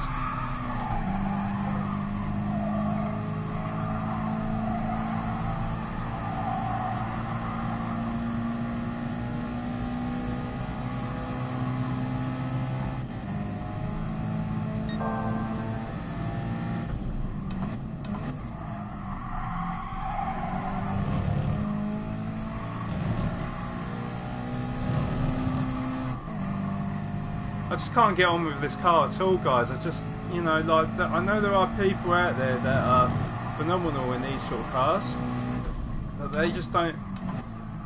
Yeah, I've always been someone that's like reasonably quick. Oh god, I've ruined that. I've been one of these guys that's like pretty quick in fast cars rather than slow cars. Apart from open wheelers, they're the only cars that I'm not good at is open wheelers. But if it's anything like GT1, GT3, you know, touring cars, that sort of car, then I'm pretty good. But anything like road cars like this that just don't have grip, or just literally just slow cars in general, yeah, I'm really bad. Or like I say, the open wheelers.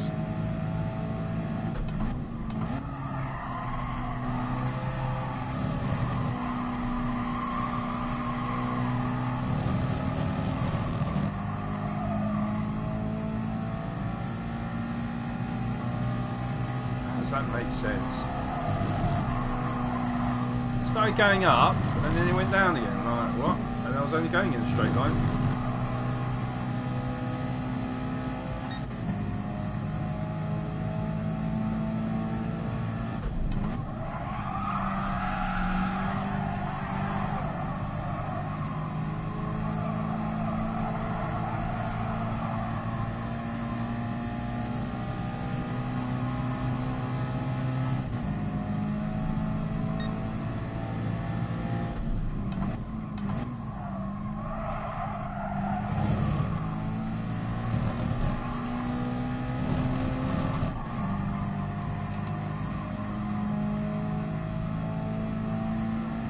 So the aim is to get a 56, but I'm struggling, to be honest.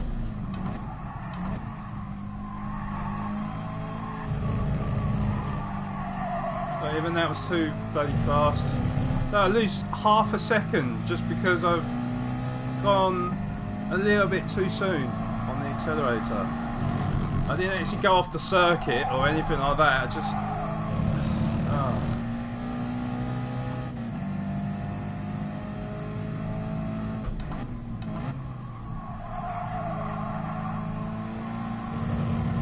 I mean, but I will obviously on the Project Cars League, I will try and choose like some fast flowing tracks on there.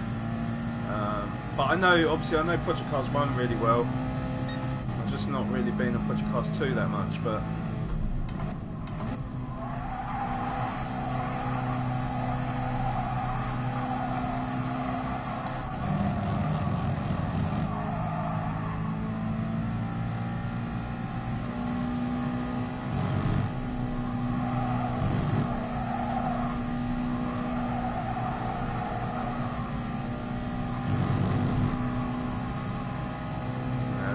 I tried to back off and not use the curbs as much.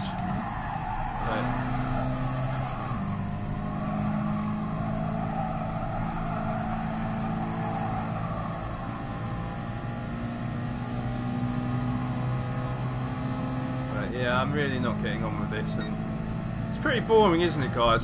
You know. This is the whole thing about me and Gran Turismo. It's like, you've got all them fast cars to use, and then you put this as a car for one of the races. I just don't get it, especially on a track like this. This track is really itching for a Group 1 car or something like that, you know. It's not a bad circuit, really. You know, like I say, it's quite a technical circuit.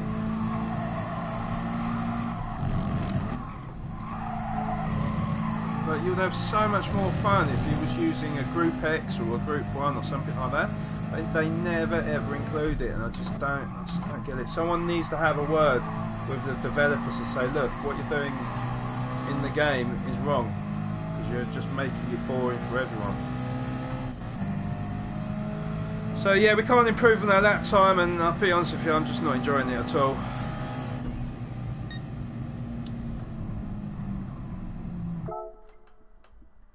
Oh, I can't exit, I have to wait.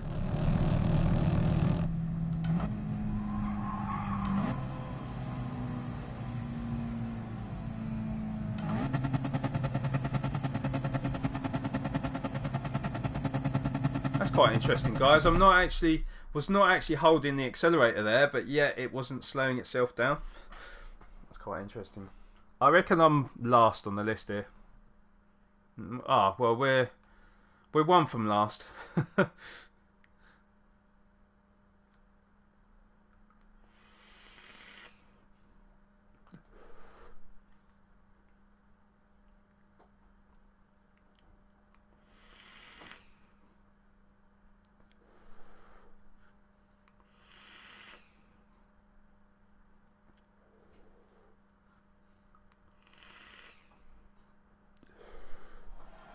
So I could tell that Russian guy that's got on pole, I could tell that he's probably practiced this to death for years. Maybe all of them have practiced it to death, I don't know, but that's a pretty insane lap time, 1:53.7. I mean, he's made 4 seconds on me, you know. That's pretty crazy. When I didn't really, I know that I can definitely improve my lap time, but I just don't really know how. Yeah, you know, it's it's not like I'm going off the circuit, is it? You know, I'm hitting each apex and whatever, but yeah, I don't know, I just don't understand these cars.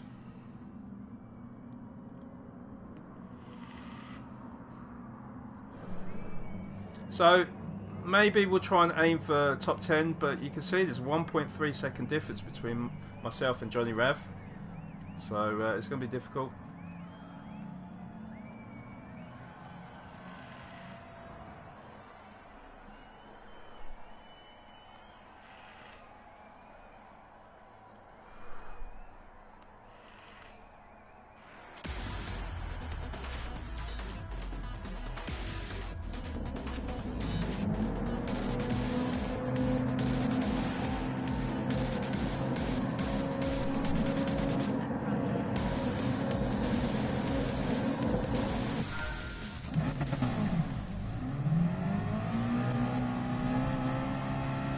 That's interesting.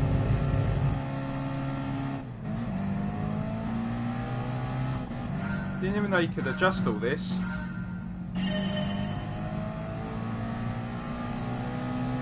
See if that makes a difference, guys, because I've not seen it before.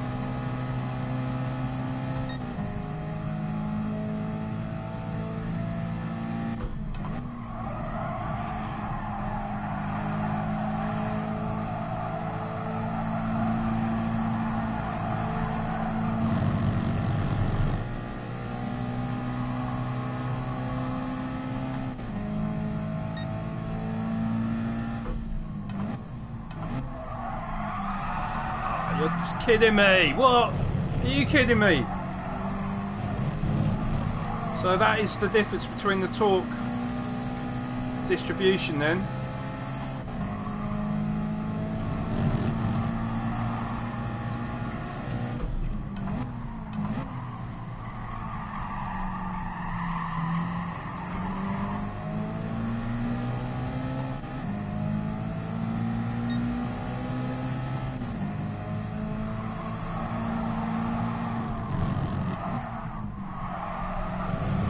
Well wide there, Jesus, you could hear the thud against the barrier.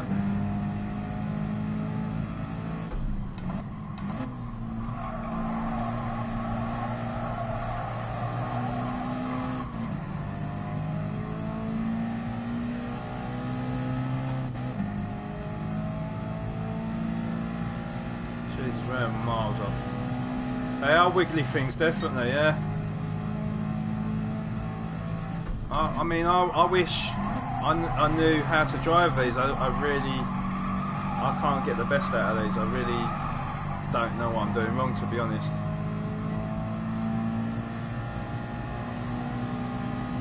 But I mean, even when you're looking at the racing, it's not very exciting, is it? I mean, I haven't seen many position changes at all, so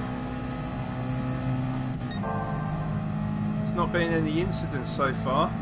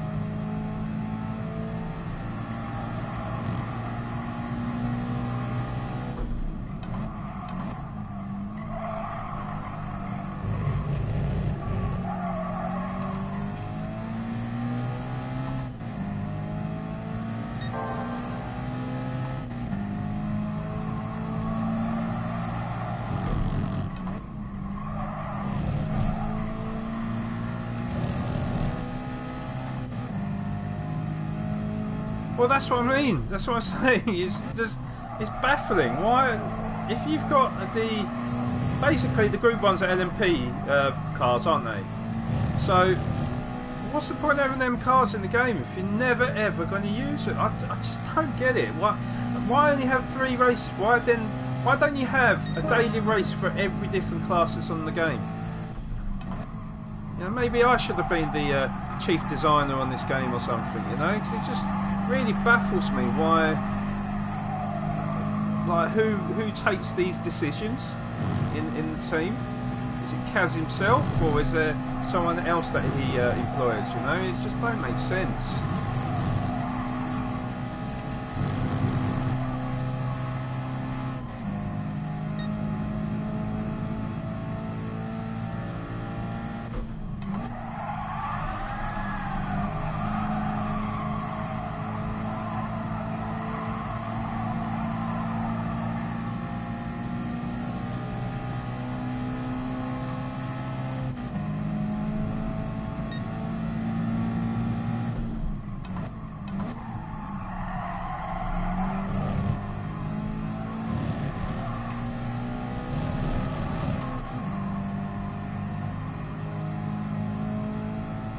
Don't seem to be catching up with these at all, which is, yeah.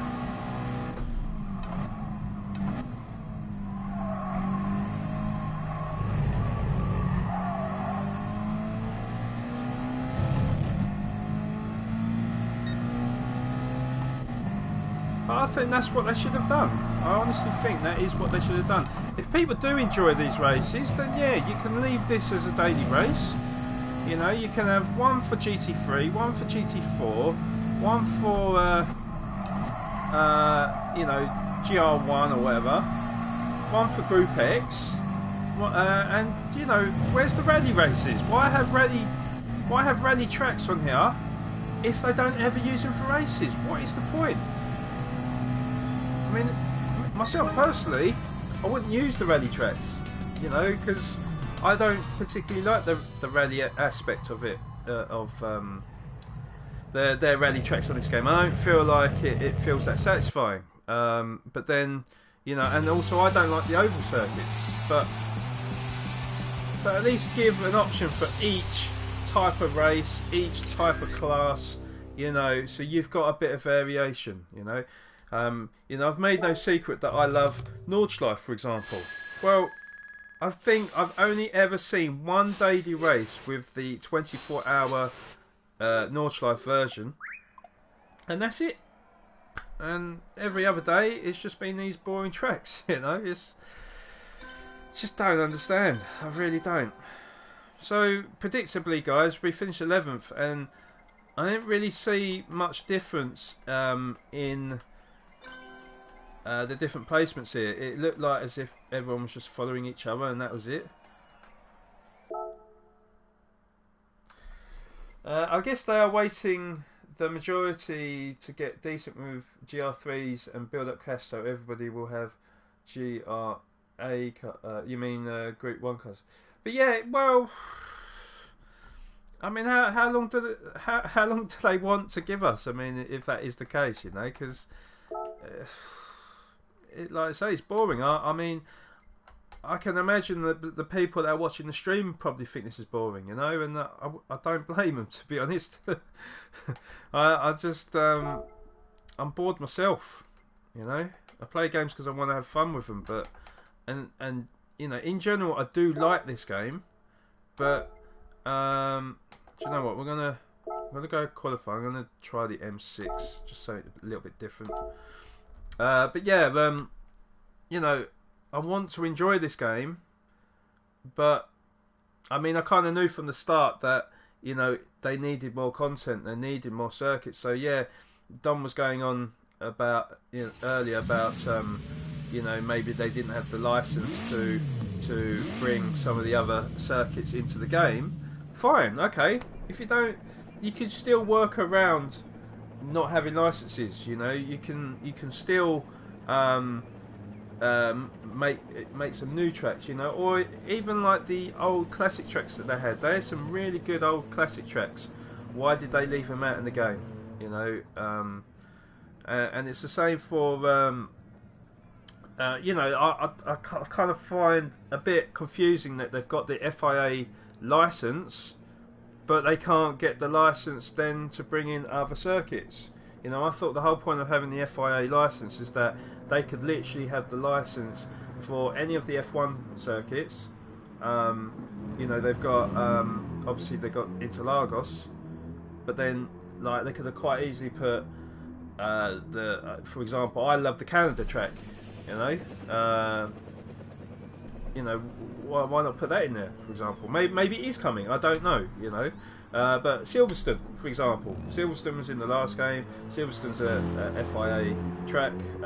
You know, so why not put that in, for example? But they didn't. You know, the other thing I find confusing as well, guys, is when you go into the escapes mode, they've actually got the Le Mans circuit on there. So so you can actually picture your car on the Le Mans, and there's even a trophy on PlayStation where if you put a certain car on a certain part of the Le Mans circuit, you earn a trophy. So again, where is the Le Mans circuit when that's been on every other Gran Turismo?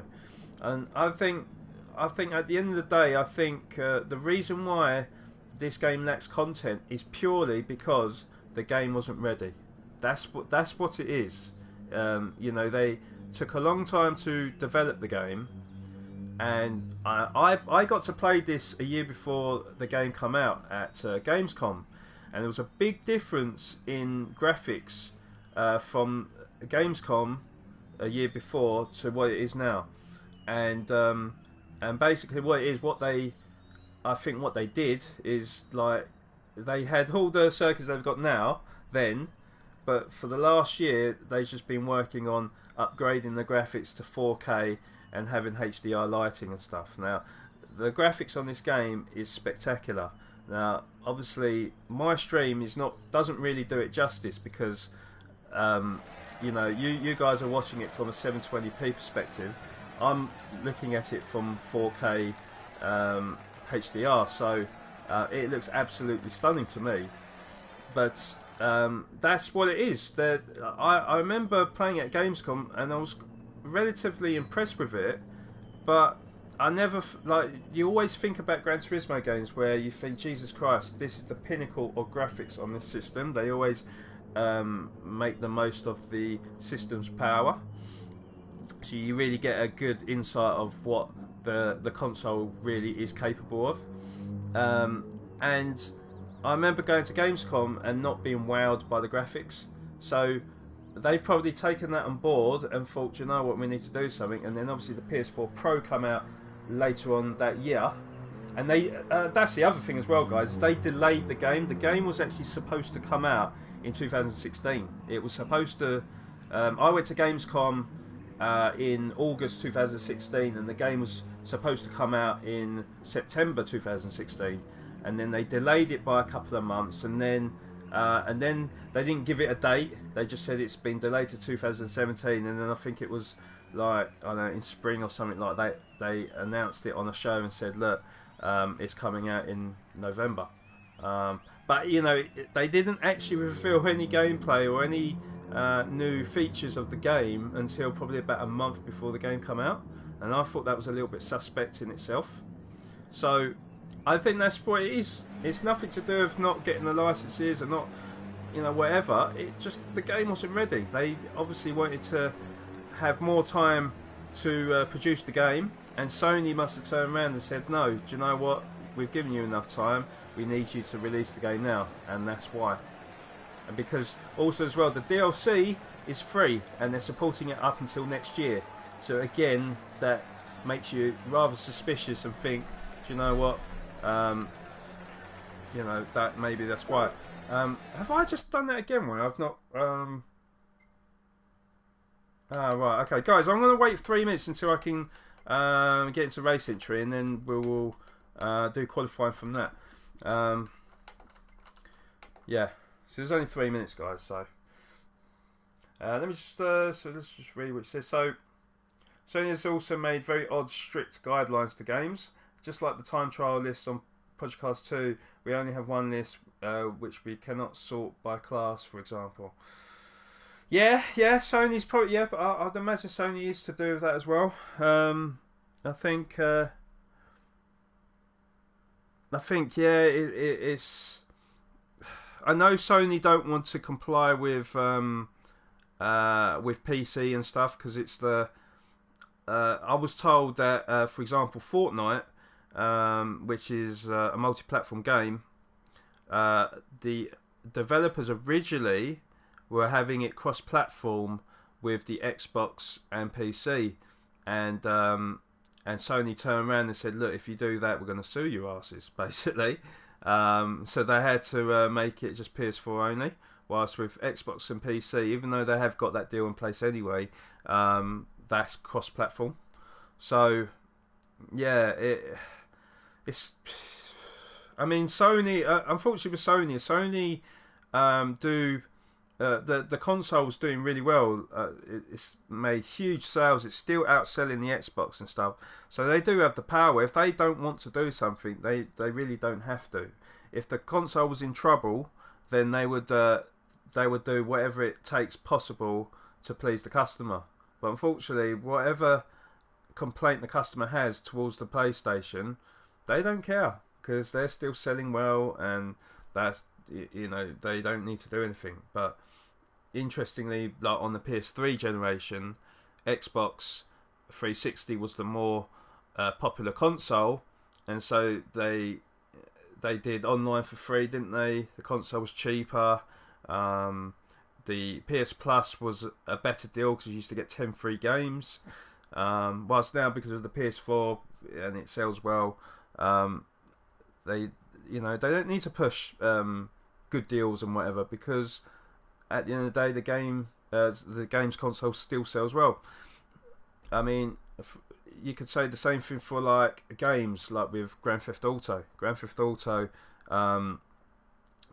is still a relatively high price, considering that the game came out, was it 2-3 years ago? And the reason why is because people are still buying the game. You know, the game is very, very successful. So, you know, I bet Gran Turismo over Christmas was cheaper than GTA was, for example. You know, it's ridiculous, but that's what happens. That is business, isn't it? At the end of the day. All right, let's go into the BMW M6. Give this a go. We've got 15 minutes until the race starts.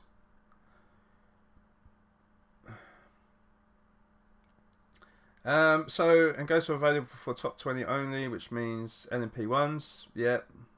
Same goes for the setup sharing. That's a huge no-no for Sony. Yeah, exactly.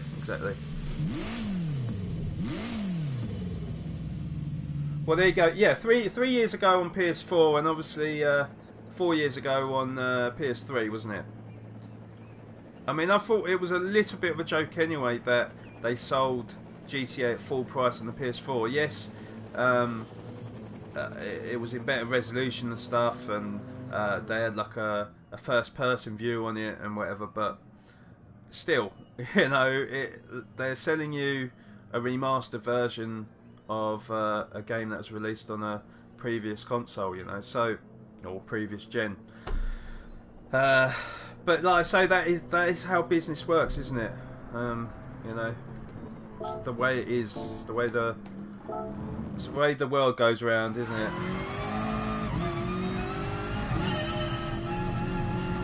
Often paid to win little big box shark cut. Yeah. The Rockstar have gone down the Activision route, or the EA route of paying to win, basically.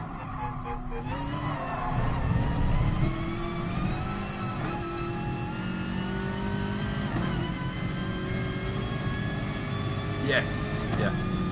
Because of greed, isn't it? That's exactly what it is.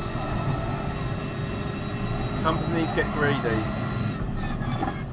So I was watching a fellow YouTuber the other day, and he was going on about, like, he's obviously a guy that likes racing games, just like me and you do.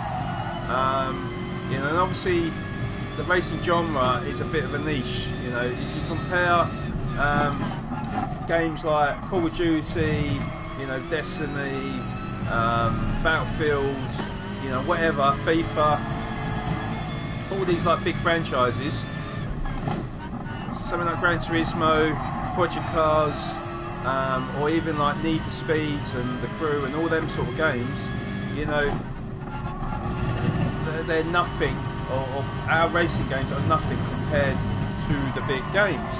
Now, he was going on about Midnight Club on, like the last Midnight Club, I think was on the PS3, wasn't it?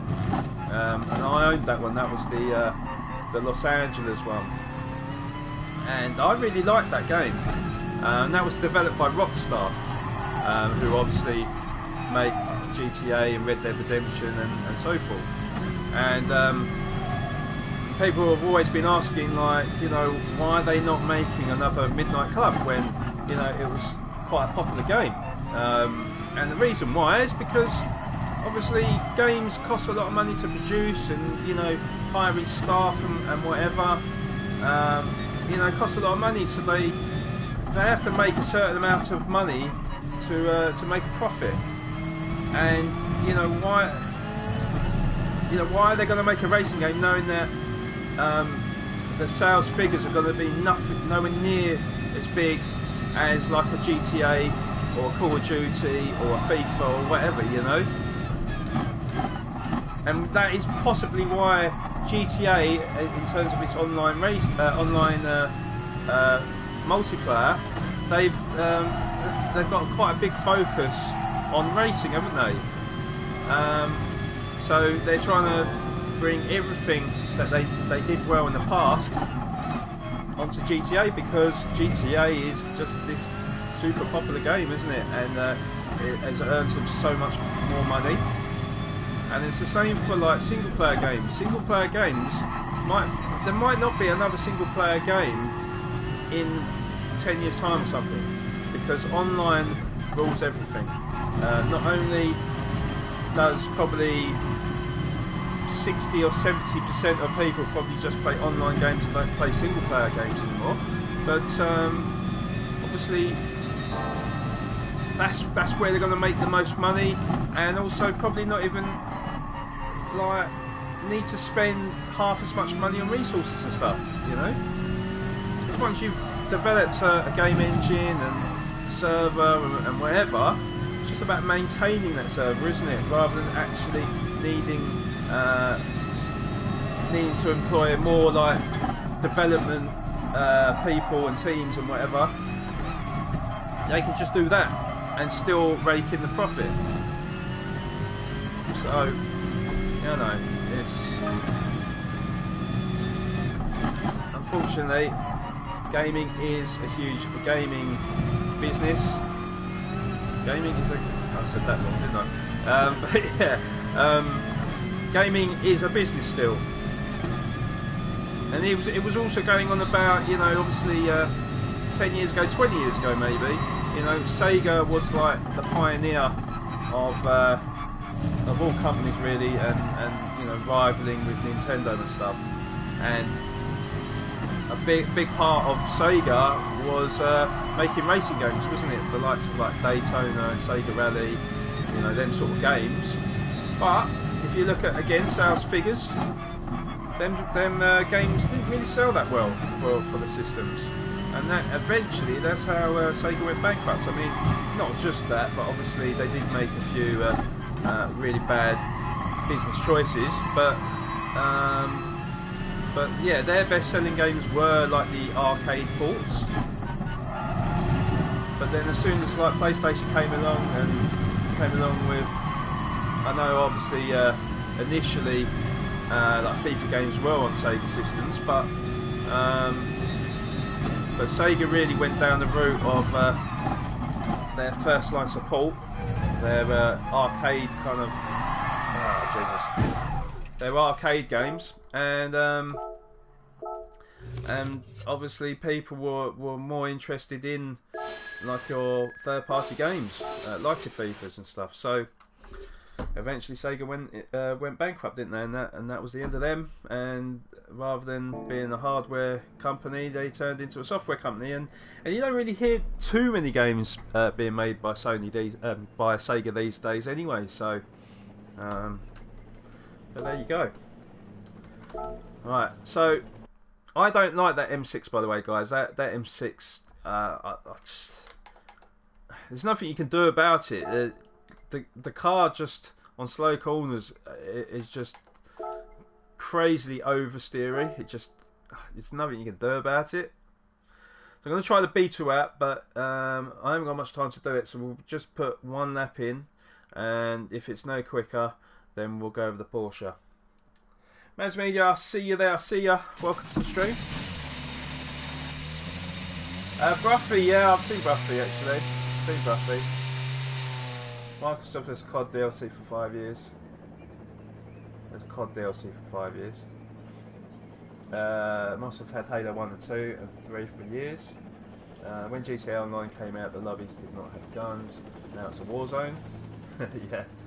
God of War PS4 in trouble due to low pre-order numbers. Yeah, but again, I don't get that. I mean, I get why. I know God of War as a franchise, it's reasonably popular amongst PlayStation owners, but to anyone that's come from, say, Xbox and over to PlayStation will not know about that franchise, and probably wouldn't order that. But I mean, shouldn't be in trouble just because of the pre-order numbers, you know. I mean, a lot of people, you know, wait until they see the reviews before they purchase games and stuff, but I don't know. What else? Let me just scroll down. Right, so lots of delayed Red Dead Redemption 2 because GTA had its best year now, 5 years after release.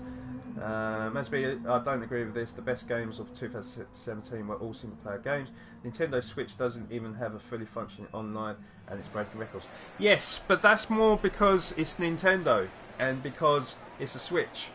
You know, Nintendo have never really needed to be in the market for third-party games I mean, I know a lot of Nintendo owners have complained that a lot of the third-party games weren't on the system, but the Mario's, the Zeldas, you know, everything else, they've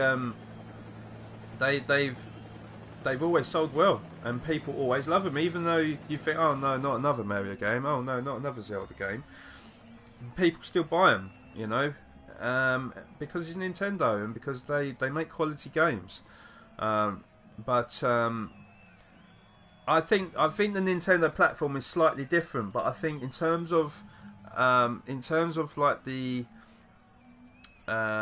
terms of the normal consoles, the commercial consoles as we call them, I very much feel that single player games are going out of fashion.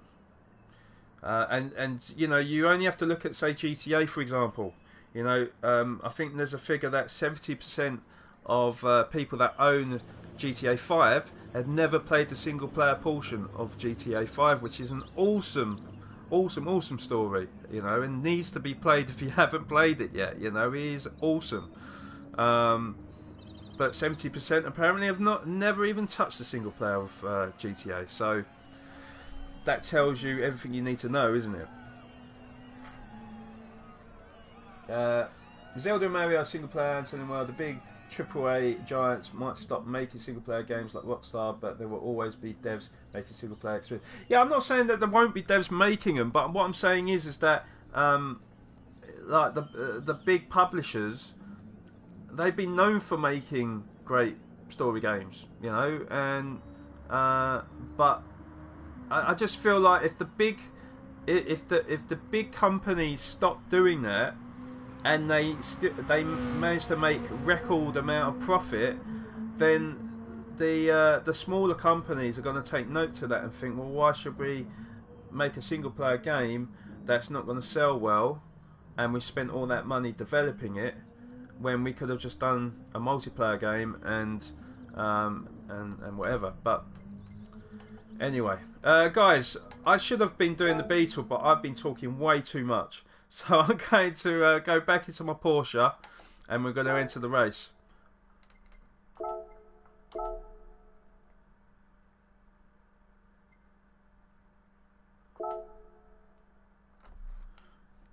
Because this is really supposed to be about Gran Turismo, and I've been talking about loads of stuff. Which, don't get me wrong, guys, I like talking about all this stuff, but yeah, people come here to watch Gran Turismo and not talk about gaming in general. But maybe it's something I have to do in the future, guys. Maybe like a stream where we have like a questionnaire about gaming topics in general. You know, have some sort of talk show or something. That would be pretty cool, wouldn't it?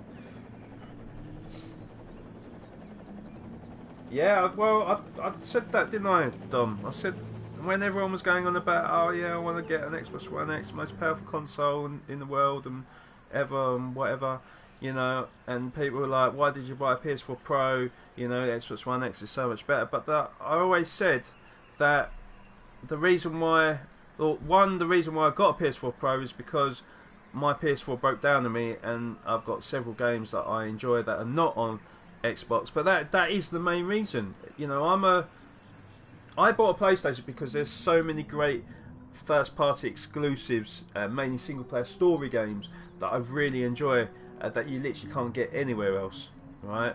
And Xbox One X, or Xbox in general, haven't been making them games. And the games that did come out were disappointing anyway, apparently. But I wouldn't know anyway, because I haven't got an Xbox. But, you know, what's the point having the most powerful console if you've got no games to back it up with? You still need software with that hardware.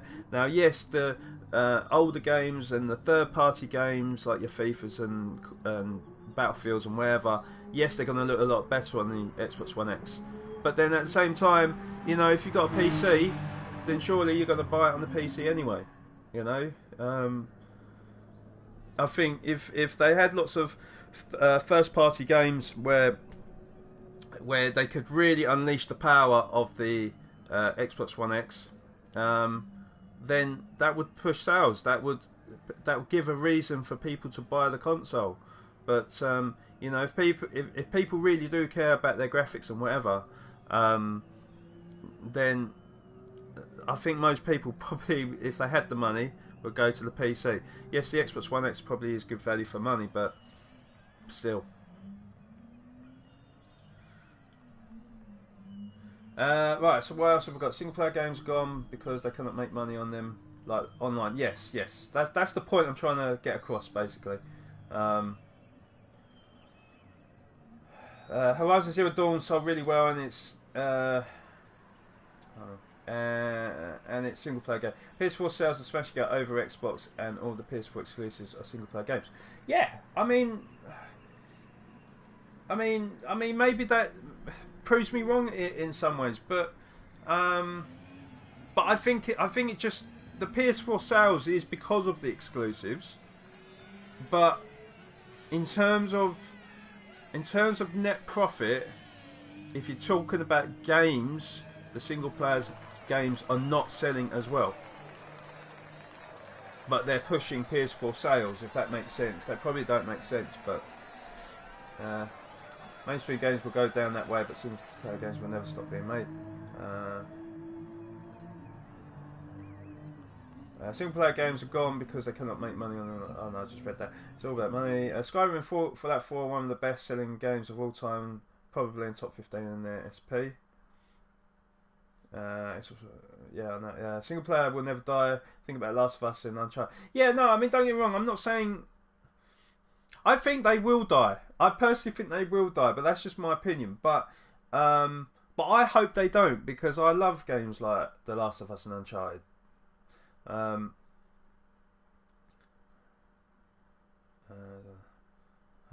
Right, so guys, we've qualified P16, which kind of knew we weren't going to be too far up, because this isn't my circuit. But at least we didn't qualify last. That's the main thing. I mean, when you look at those GTA Online numbers, the mystery is solved. Why bother scripting new story missions, recording new dialogue, and selling $15 to $20 worth of DLC when you're bringing in millions just for sprinkling new items into GTA Online every so often, and players line up to shell out for in-game currency? Yeah, no, that's what I'm saying, Frame One. I agree. I mean, it's wrong of these developers to exploit people's weaknesses, really. But at the same time, people are that stupid that they're going to spend their money. You know, that's the problem. I mean, it's not really, to be honest, it's not even really about how stupid people are, but it's exploiting kids at the end of the day. Like, a lot of the people that play Grand Theft Auto are going to be like teens or you know, childs, basically, isn't it? Because, you know, even though these games are 18, the mums and dads still buy a GTA for like 7, 8-year-old kids, and then kids will be like, I really need this, it only costs this much money, and then the parents are probably like, yeah, whatever. Spend the money, isn't it? It's a bit like FIFA, isn't it, with the Ultimate Team cards and stuff, you know?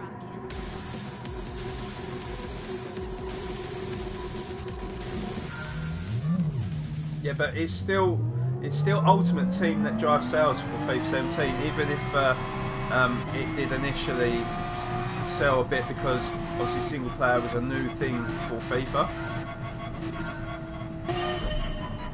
It's still Ultimate Team, inevitably, that earns them the most money. So anyway, guys, we qualified P16. See if we can actually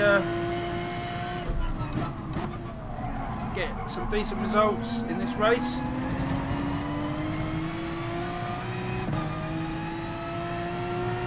Hopefully a clean race at that as well.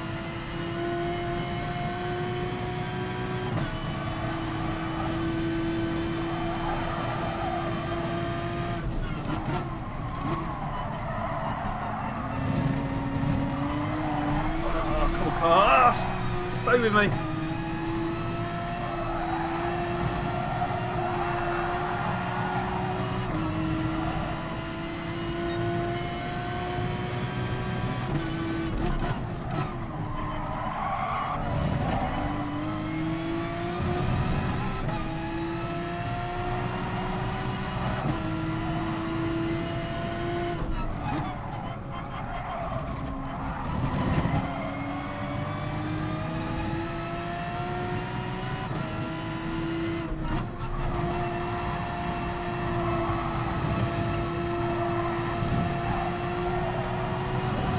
Someone spun. No, but there is collision. Slip up the inside.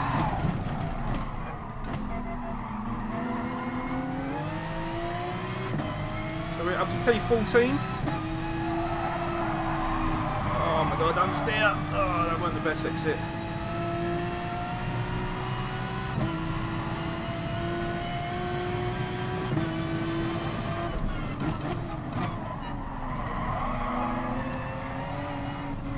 More collisions. So we go up a position, and my car is just literally all over the shop right now. So we're up to P13.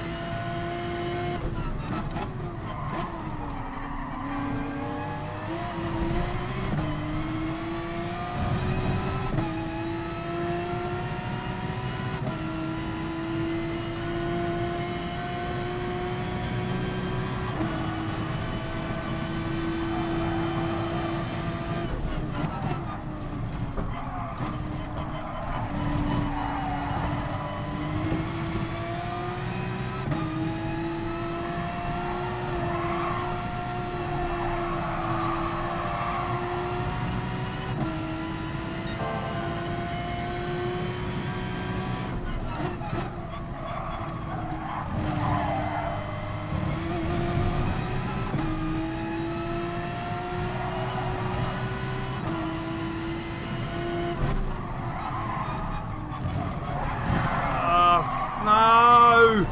Stupid car!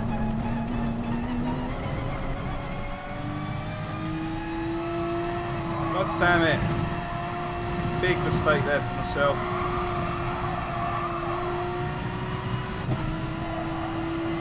I did say this is not one of my favourite tracks, guys, but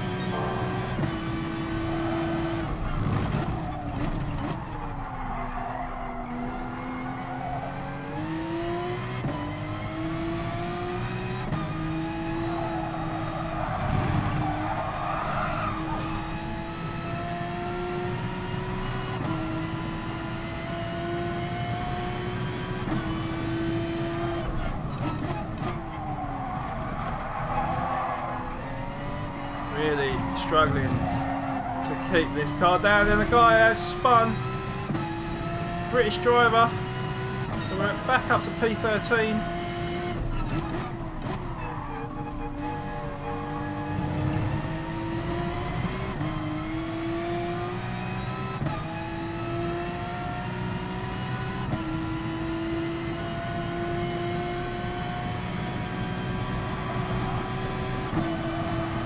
I've just noticed there is tyre wear on this, so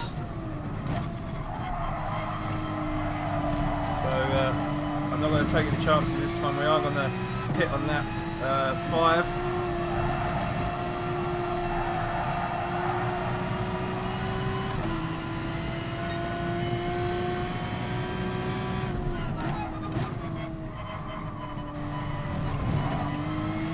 Oh, he spun out as well.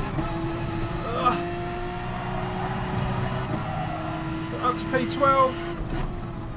Okay, we're making all types of mistakes right now.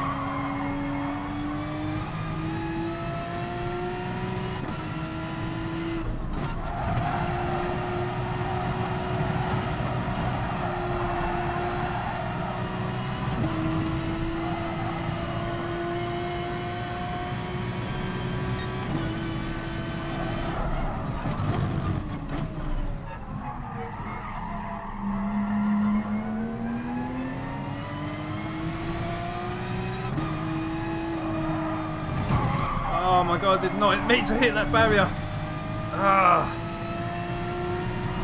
So including myself making all these mistakes, we're down to P13 again.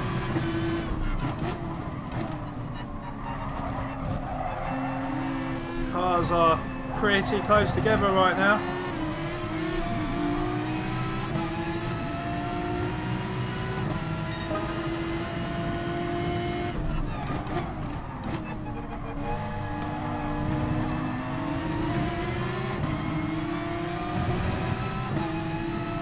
That's a good race.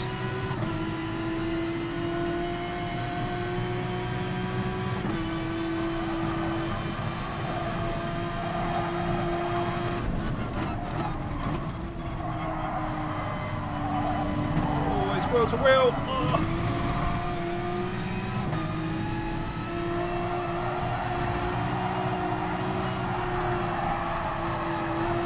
Oh man, and that guy's just taken me out. Oh my days. So we haven't moved up a position, but that was really dirty of him there. I gave him loads of space on the outside and he's just bumped me off.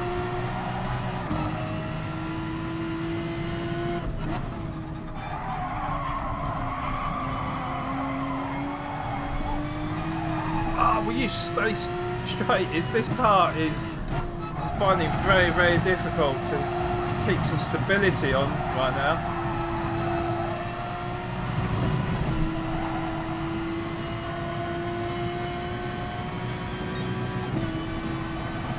We'll get to your comments soon, guys. Just yeah, man, this is pretty hectic, this race.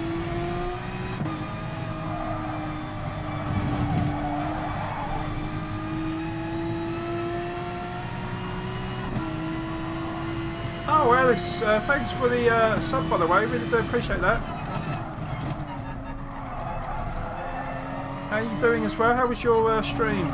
That was good. Oh god, oh god, god, god. Oh, see that barrier as well. Oh. So, end of this lap, we will pit.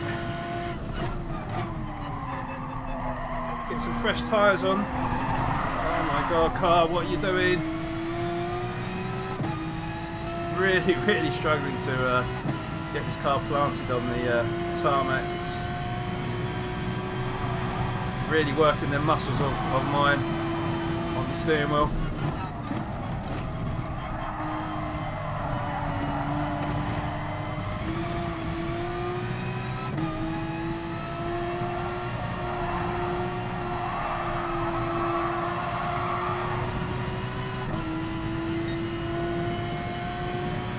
Good to hear, good to hear. Did you get close to completing the game at all?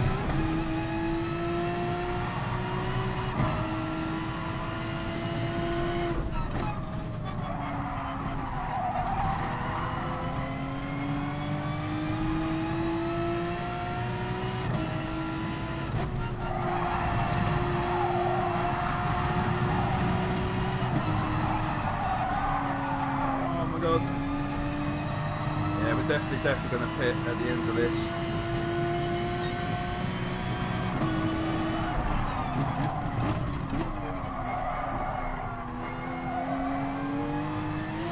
Oh, someone has made a mistake. He's gone ghost-like.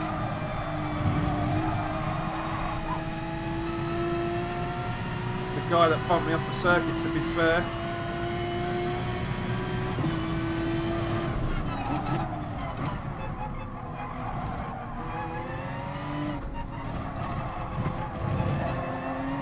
That's what I was looking for. Oh, there it is. Okay, racing tyres. We've got 5 laps remaining, so we need a little bit more fuel as well.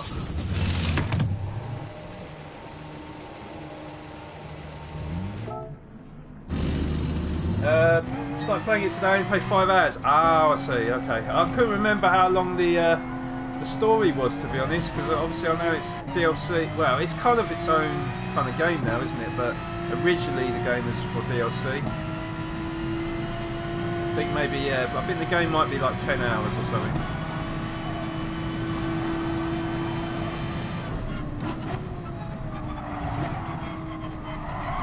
Already notice a lot more grip on the tyres now.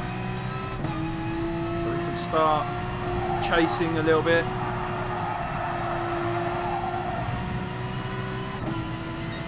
That car behind is pretty quick.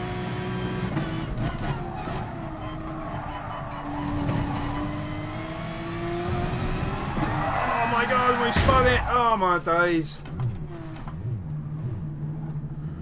Ah. So frustrating. Just caught too much on my wheel. On the curb and just literally just completely lost it.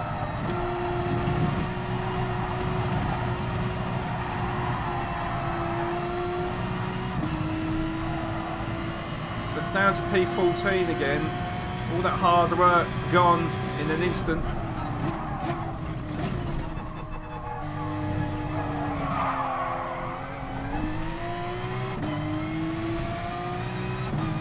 Well, yeah, it's just lucky we have got quite a gap between myself and P14.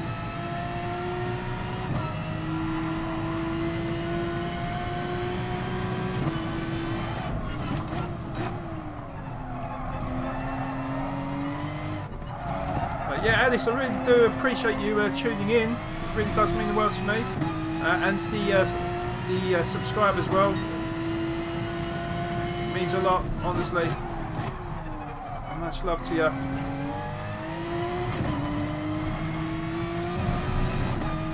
So we have moved up to P12 with people going into the pits, changing their tyres and putting a bit more fuel into the tank.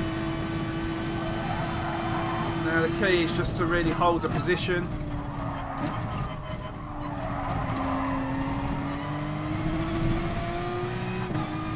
We've got 4 laps remaining. Guys, I will get to the comments as soon as I can. But yeah, just really trying to concentrate right now because it's we're in a half decent position. Make sure we don't clip that curb this time.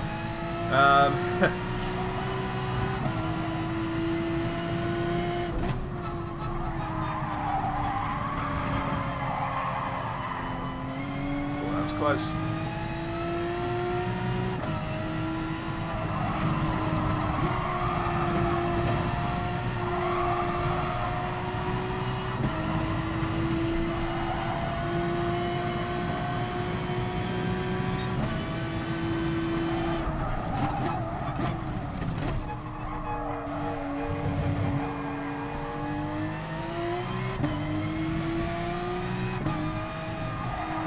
Key to this circuit is to try and be as smooth as possible. That's something I haven't been. Should really take my own advice and go with the flow, but yeah, not. Yeah, I don't know. As a racing driver, you always want to push yourself more, and yeah, I've only got myself to blame.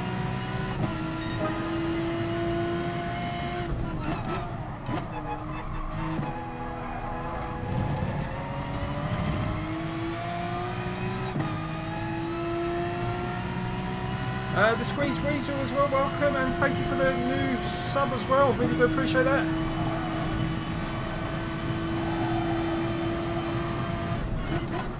I'd say any comments that I have missed, I will get to them, guys, just obviously I've got like literally like 2 seconds to glance over my shoulder to look whilst trying not to start driving off road, so yeah.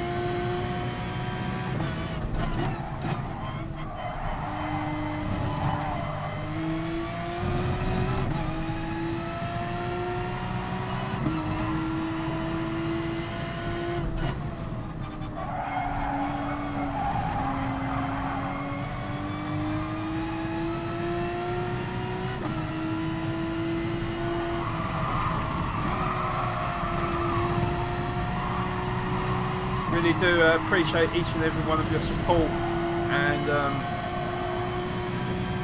yeah, which is a relatively new channel I've set up.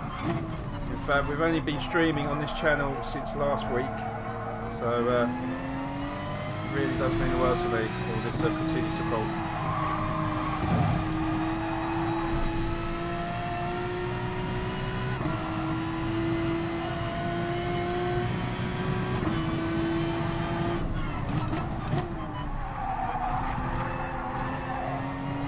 Catching P11, that one, the best call to myself though. But we've got 2 laps remaining. Could be a good battle on the hands between myself and James Andrew.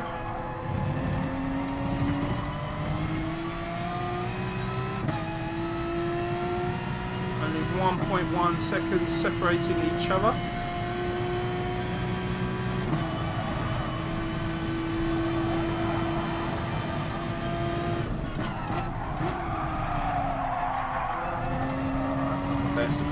myself there.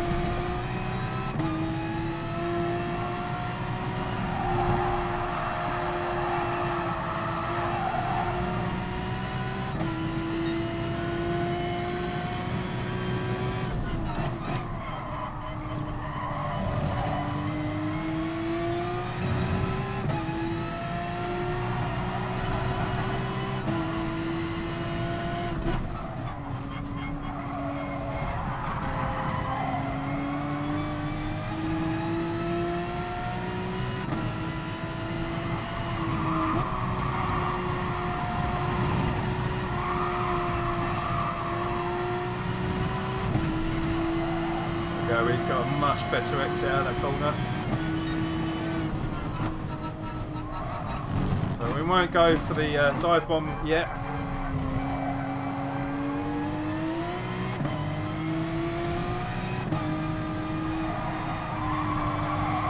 He's gone wide.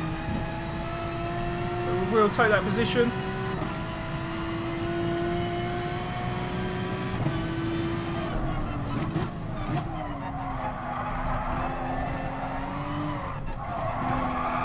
I'm starting to lose his grip though. Oh my god, what? Really? Could not get the power down at all. The final lap.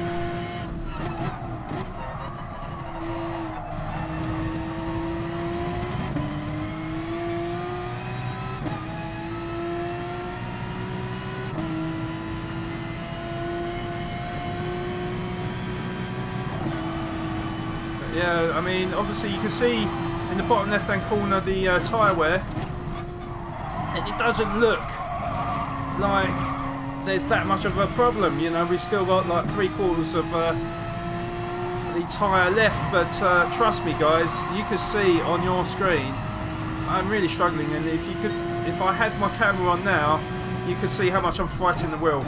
It's really, you know, it's proving to be very difficult.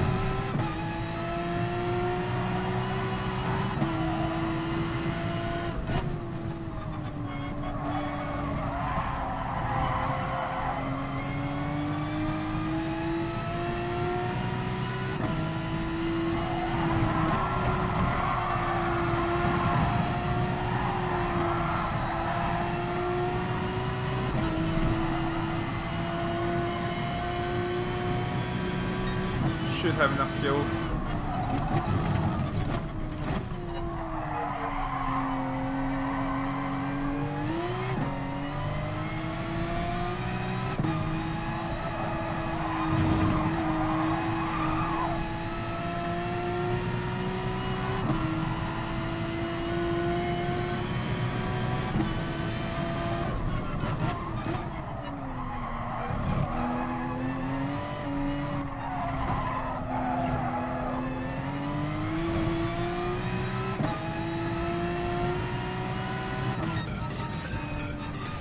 Now, I'm a little bit confused there, guys, because I could have sworn I was in 12th.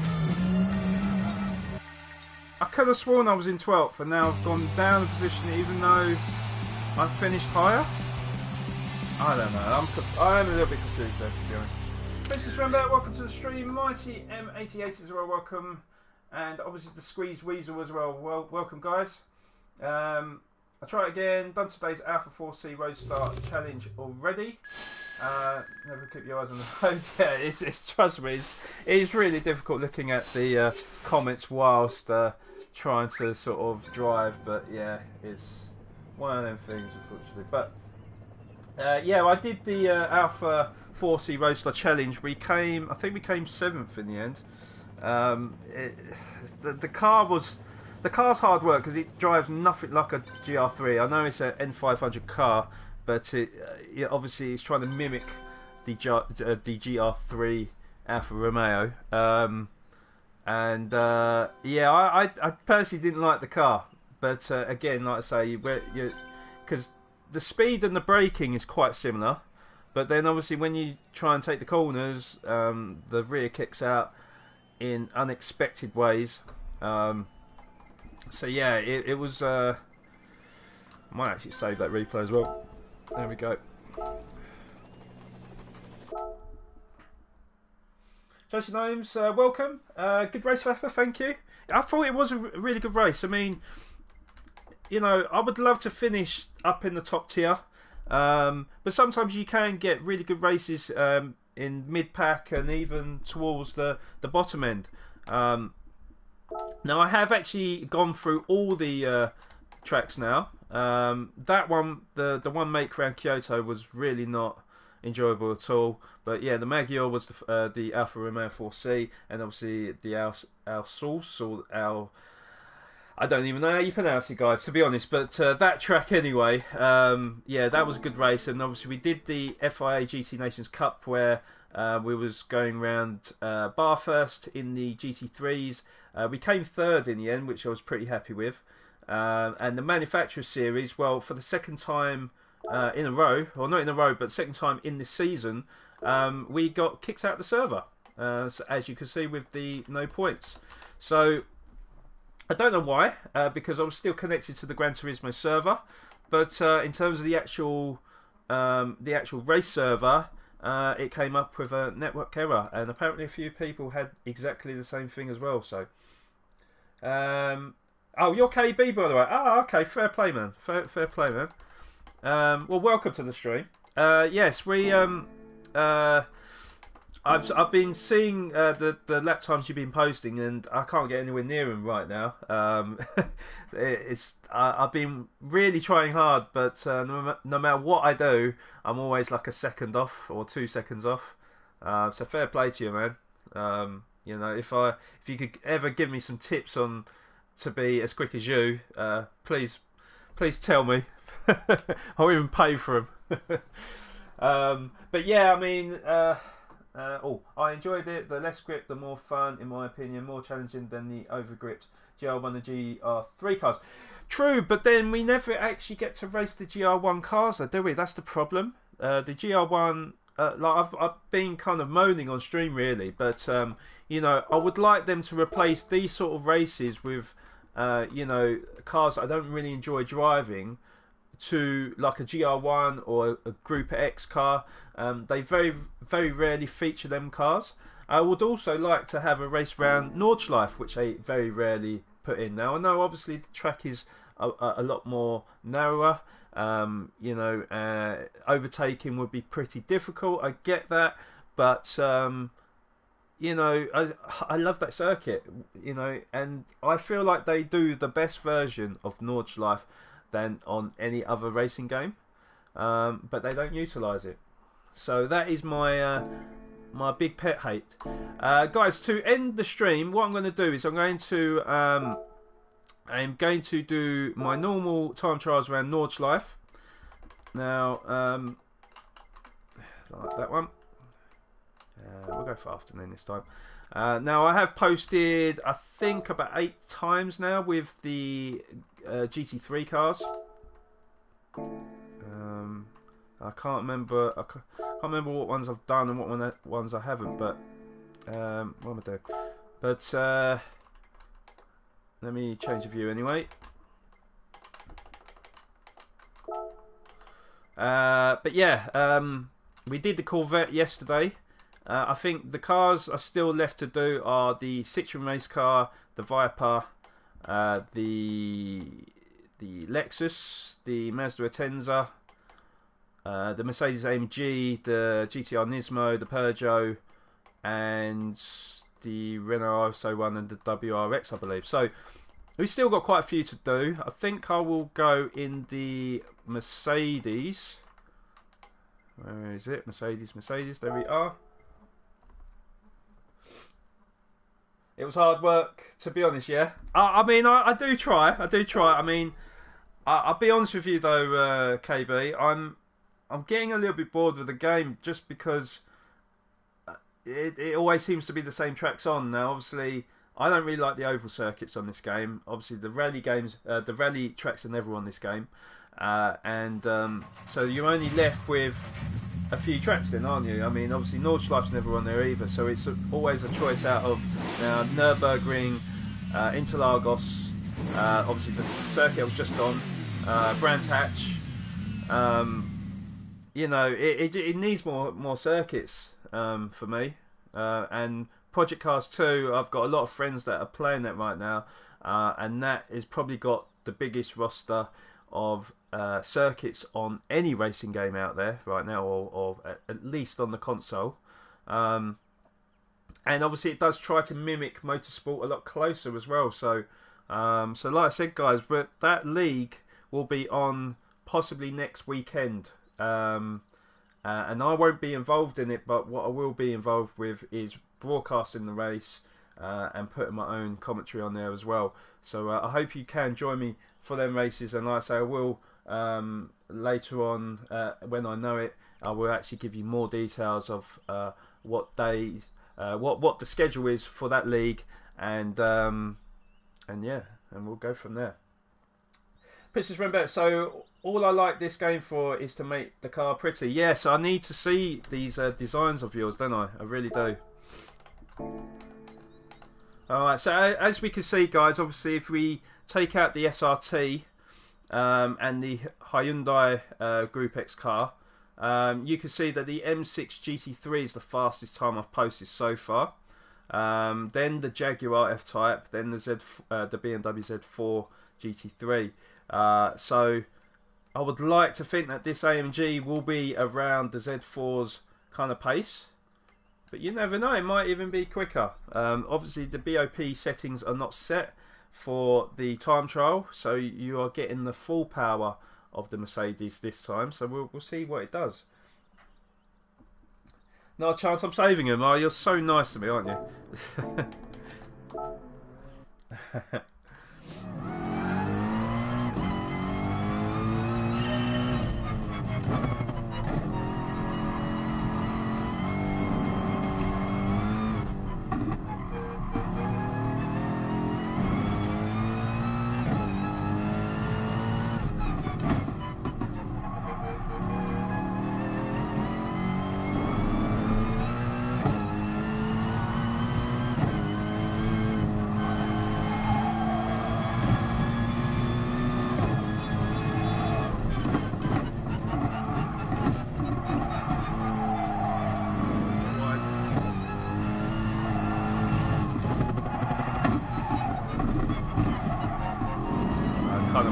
Guys, went in with a little bit too much pace on the first corner, and then I had to really slam on the brakes just to get it around the second corner. So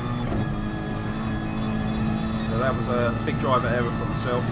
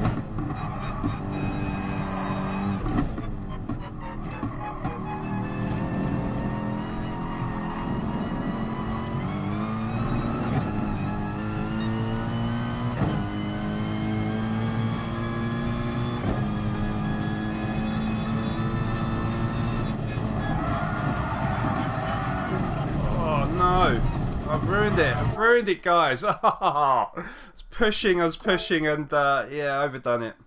So that's the only retry I'm going to do, guys, because obviously, that was 2 minutes in the lap. If it was any longer, I wouldn't have retried, but that was a big mistake. A bit annoyed at myself actually for that. Just thought I could push it a little bit more in this car, but no, we lost that grip. Maybe I was going a little bit too fast, I don't know,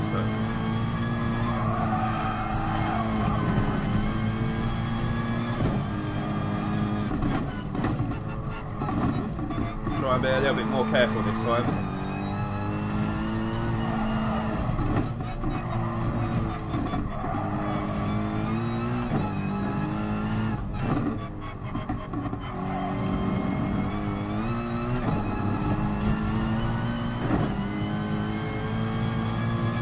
No, I haven't, because my phone's not working, is it? So it's alright, it don't matter.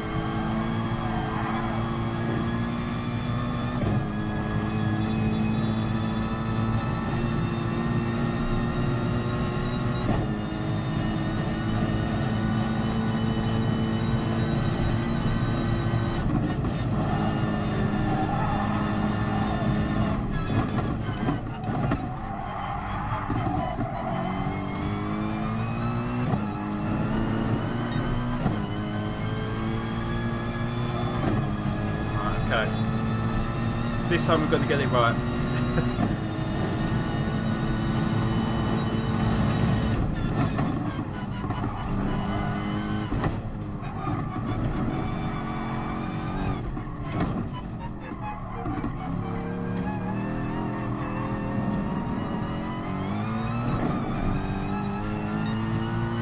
I do feel like with this Mercedes AMG that the turning circle's not sharp. It does feel, I mean, the car is pretty weighty, isn't it, I suppose.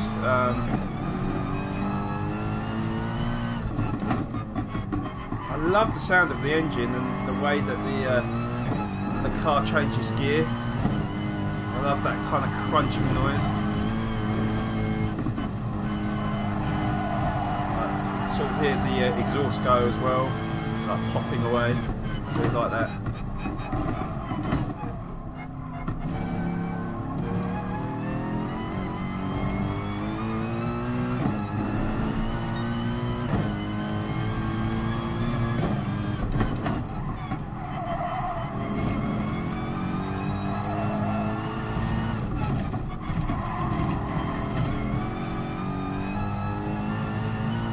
Engine going, welcome. Very nosy. Very nosy? Did I just miss the comments before?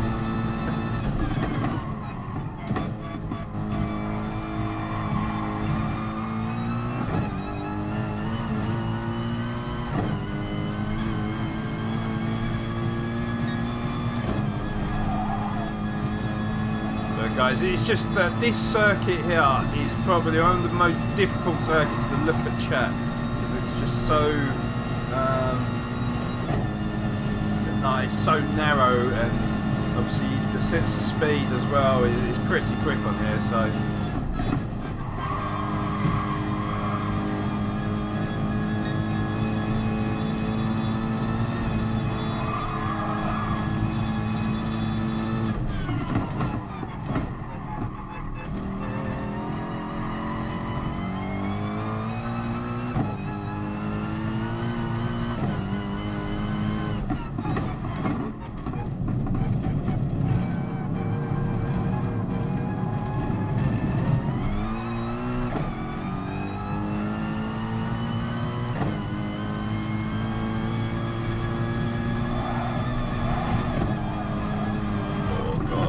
edge.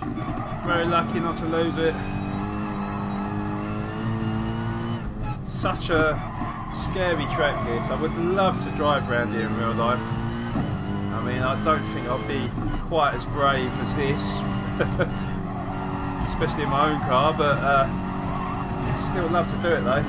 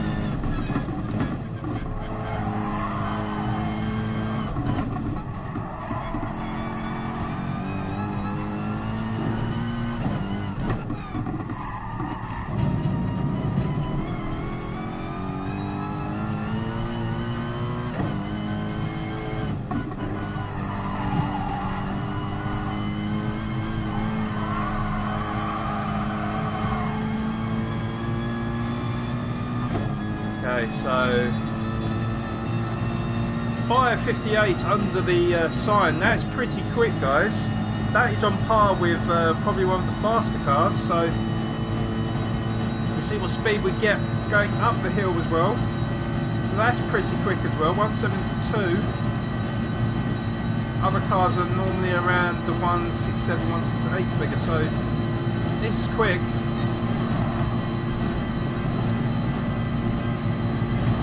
Oh shit! Oh my god! Oh, really thought I was going to lose traction.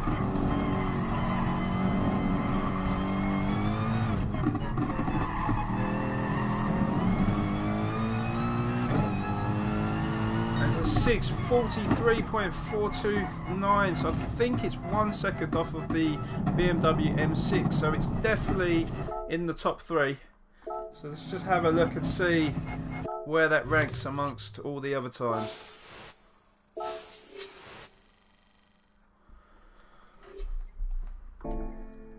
So, and also as well, I do want to have a look at your comments as well, guys. So it is the top time, guys, by 0.2 of a second. So it is so far the quickest car that's gone around Nordschleife on my game, at least, anyway. So let's put replay on, and I want to save the best lap replay anyway. But let's put the replay on and read the chat. Right, okay. So my chat is frozen for me. Nice. Right, okay. So my 2 cents: try to steer such oversteering cars like the Alpha with the brakes and be less digital, meaning more modest throttle use. Using brake and throttle together sometimes can be useful too. You see, KB, to be honest, mate, the way I use the way I do it in terms of like my braking and throttle, I only use 1 foot. So I know a lot of people probably have their left foot on the brake and their right foot on the accelerator. I personally only use my right foot. So when I brake, there's no other foot to use. You know, when I use the throttle, I'm only using my right foot. So because I drive like as if I'm driving like an automatic car.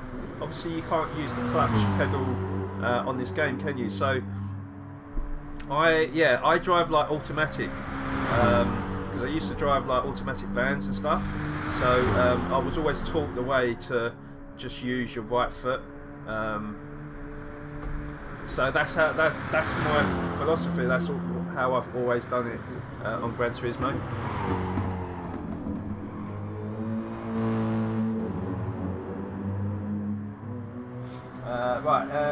So yeah, welcome, Anthony. Sorry, mate. I see people's names in there, but obviously on this game, you know what it's like. It's really difficult. That's awesome. Then the people what came in for you today. Yes, it was. I mean, Princess, to be honest, I mean, I've been really happy with all the people that have been coming into the stream on a daily basis anyway, and I've not once tweeted myself out.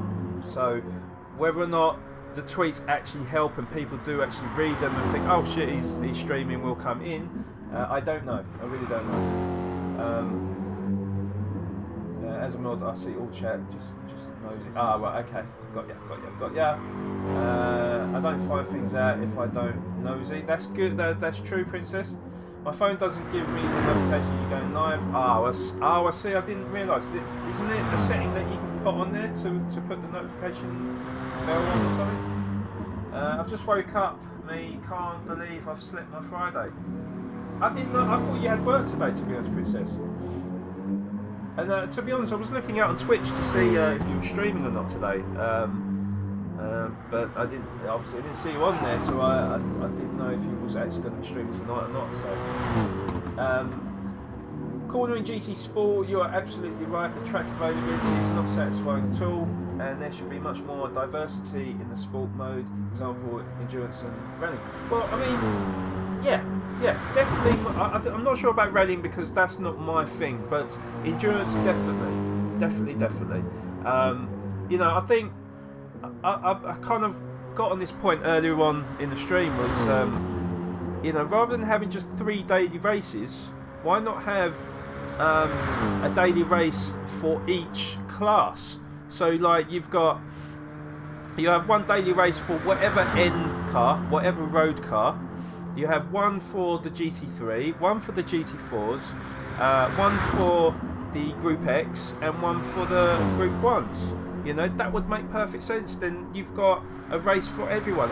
Now, personally, I think if you had all that, I don't think anyone would bother with the road cars, especially if they're like the N100s or the N200s. But I know a lot of people would go in for the Group 1s for certain, because they are the cars that are used the least on the sport mode on Gran Turismo.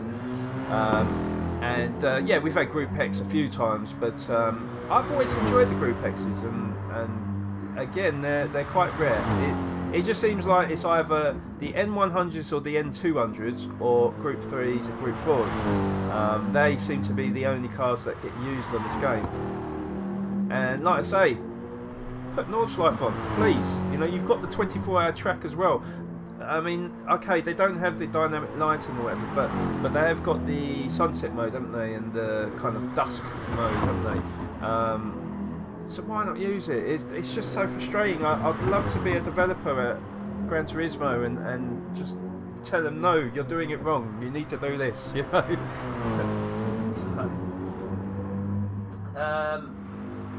I told you this. I'll never tweet myself out. One day you'll listen to my advice. I did. You did go to work. Oh, you did go to work, but you slept as soon as you got back there. So I remember you on stream. You said to me, "Oh yeah, you've got work, and then as soon as you get back from work, you was going to stream, wasn't you?" That's what I'm pretty sure that's what you said, wasn't it? And then I looked out for you, didn't see you, and then I thought, well, I've still got my GT Sport races to do, so sorry, the FIA races to do. So I thought, yeah, I'll stream.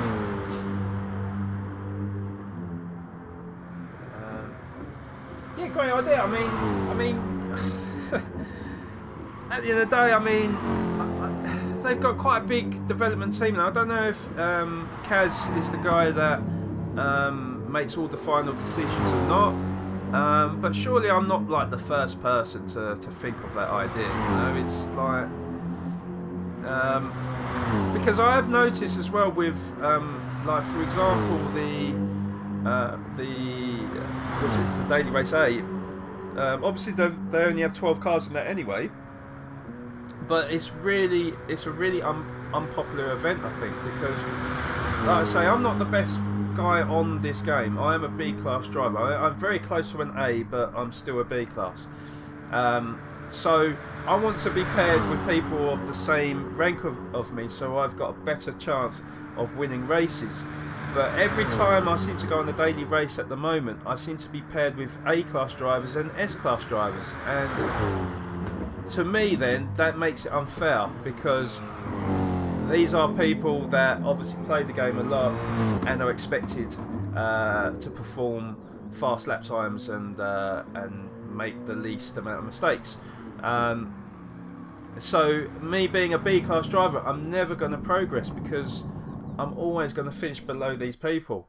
Now, I'm pretty sure the reason why I'm racing up against faster guys now is because there's less and less people playing the game. Now, I could be wrong, but I'm pretty certain that is the case. Get some screenshot of this race. I'll make you some thumbnails. Oh right, okay.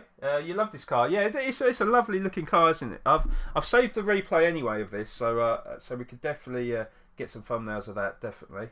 And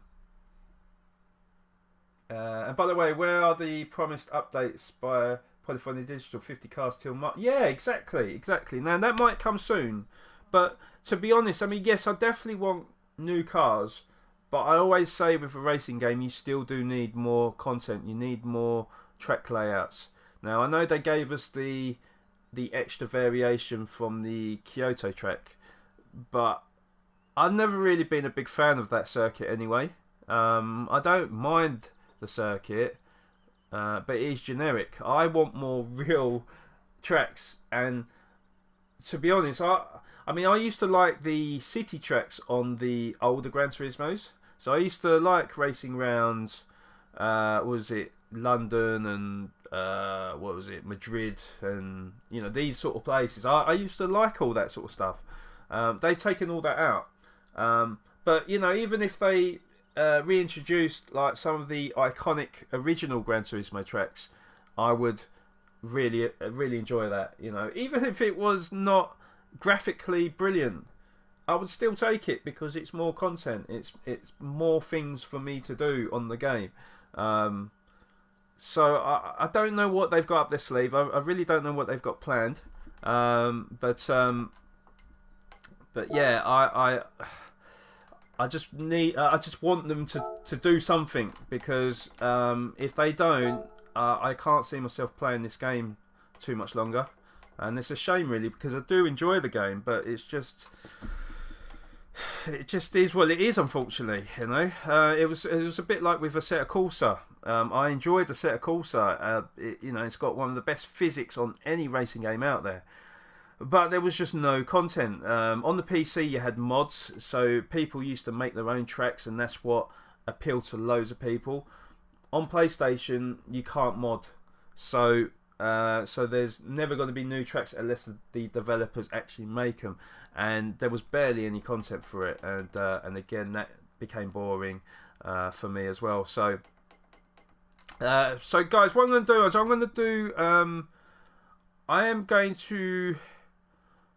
going to pick a Group 1 car, because I very rarely drive these cars.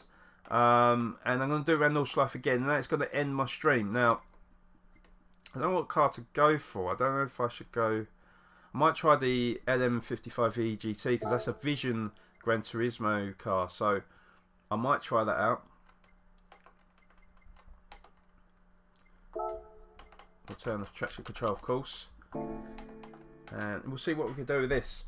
But yeah, guys, everyone that's been in the stream, I really do appreciate everyone that's been here, and like I say, anyone that was new to the channel, you know, if you did enjoy the video, please do leave a thumbs up, and you know, if you do want to see more racing content from myself, then you know what to do. Please do select that subscribe button. And obviously I'll see you next time. But yeah, we're going to do one more lap, like I say. This is quite a new experience for me, because it's very rare I use Group 1 cars. These are basically like LMP cars.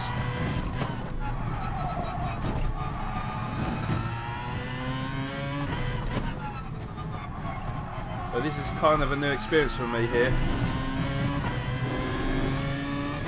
But these are a lot of fun.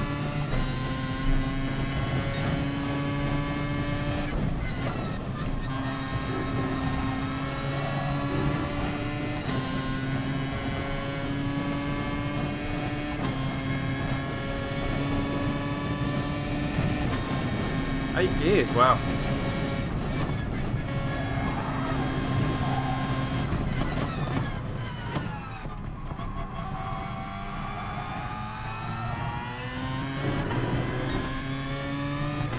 Look at the difference in speed compared to the GT3, it's pretty phenomenal.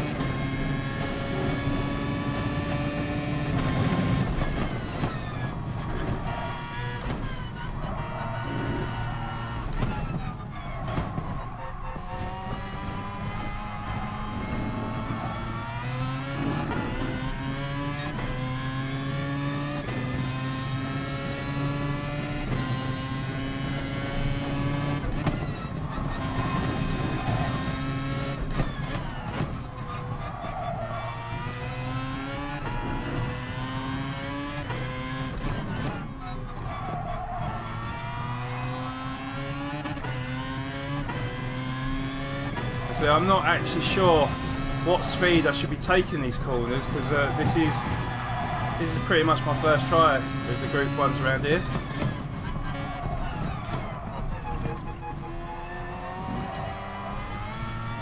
So I'm just sort of learning as I go through. Obviously I've got a rough idea of how to take the corners anyway, but But yeah, these cars are beautiful to drive. They're very fast, they're very grippy. I've not had any power slides so far.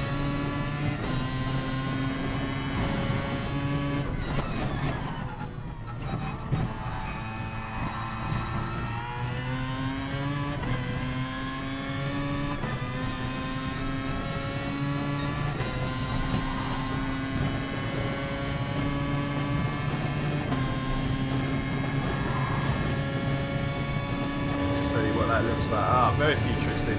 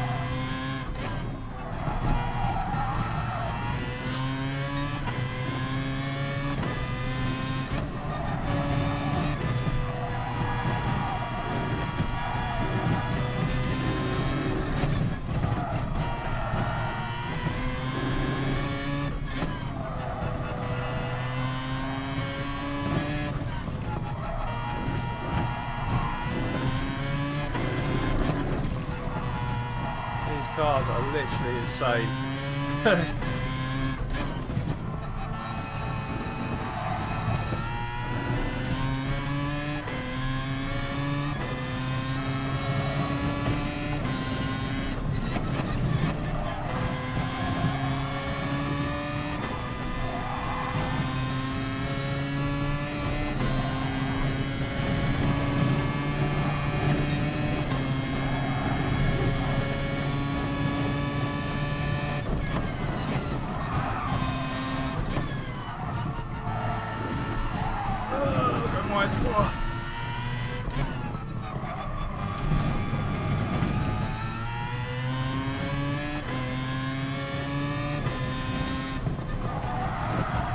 Oh no, that's the first mistake I made.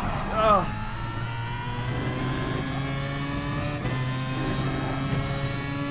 Right, let's see what speed we can get though.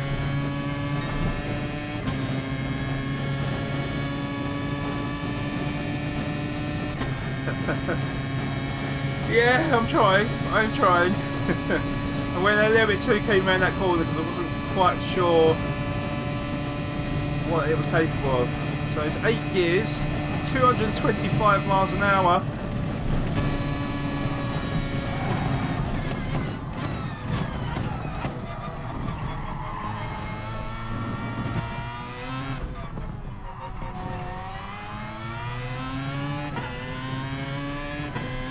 So 5:58, so we're like near enough a good minute in front of the GT3s. That was a lot of fun to drive. I mean, that could have been a lot quicker. It did make a couple of mistakes, but so it's my first go of the Group 1s around Nordschleife, and that was a lot of fun. It really is a lot of fun. Let's just quickly have a look at the replay, look at your comments, and then we'll probably have to end the stream, guys. Right. So it's supposed to be a big update, but I had nothing. I've been learning how to make mods on PC only on a silly game, but a dev gave me something to do. Oh, nice. Is it a good game? I know you say it's a silly game, but is it a game you enjoy? I think. Oh god. I think that has to do with the fact that you are near the A threshold. I recognised it as well as A-class driver when I was matched to do a lot of the S-class drivers. Reached S. Oh, you reached S-class today. Fair play to you, man. Nice one. I mean, you're a really good driver, KB, so it doesn't surprise me. And to be fair, there isn't really that much difference between the A-class drivers and the S-class drivers. The pace is pretty similar between the two. And I am a firm believer as well that that the Europeans are the fastest drivers out of all the continents. Because don't get me wrong, I've said this before, that there are some top American drivers, top Brazilian drivers, you know, some top Japanese drivers and Australian drivers, etc. But if you put these continents collectively, so the Asians and the Americas or whatever, and the Europeans, if you put them in collectively, I'd say not only are the Europeans the most competitive and the best standard, but also I'd say probably more players as well in Europe than any of the other two continents. I don't know what your thinking is, whether or not you've watched any other YouTubers, KB, or anyone else that's in the stream, but that is my opinion.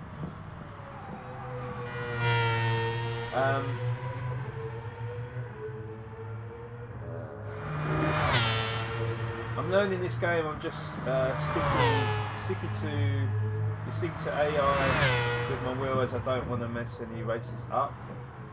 Well, to be honest, Princess, that's why they've got the that's why they've got the driver ratings, and they've got the sportsmanship ratings. Now, if you want to be a dirty driver, you could be a dirty driver in this game. There are lots of people, or lots of sportsmanship classes where if you want to be dirty, you can be dirty, you know, and still try and be competitive.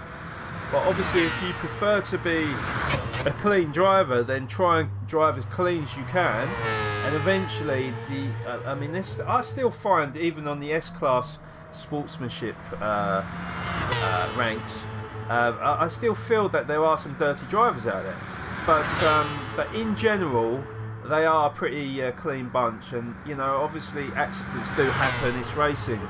As long as you don't mean to do it, it's okay. But yeah, like, you know, I don't know what rank you start on. I think it's like a B or a C class or something like that. So, you know, if you're a dirty driver, you'll stay as a C or a B sportsmanship rank, and people will be fine with that because that is the rank you're in, you know. So,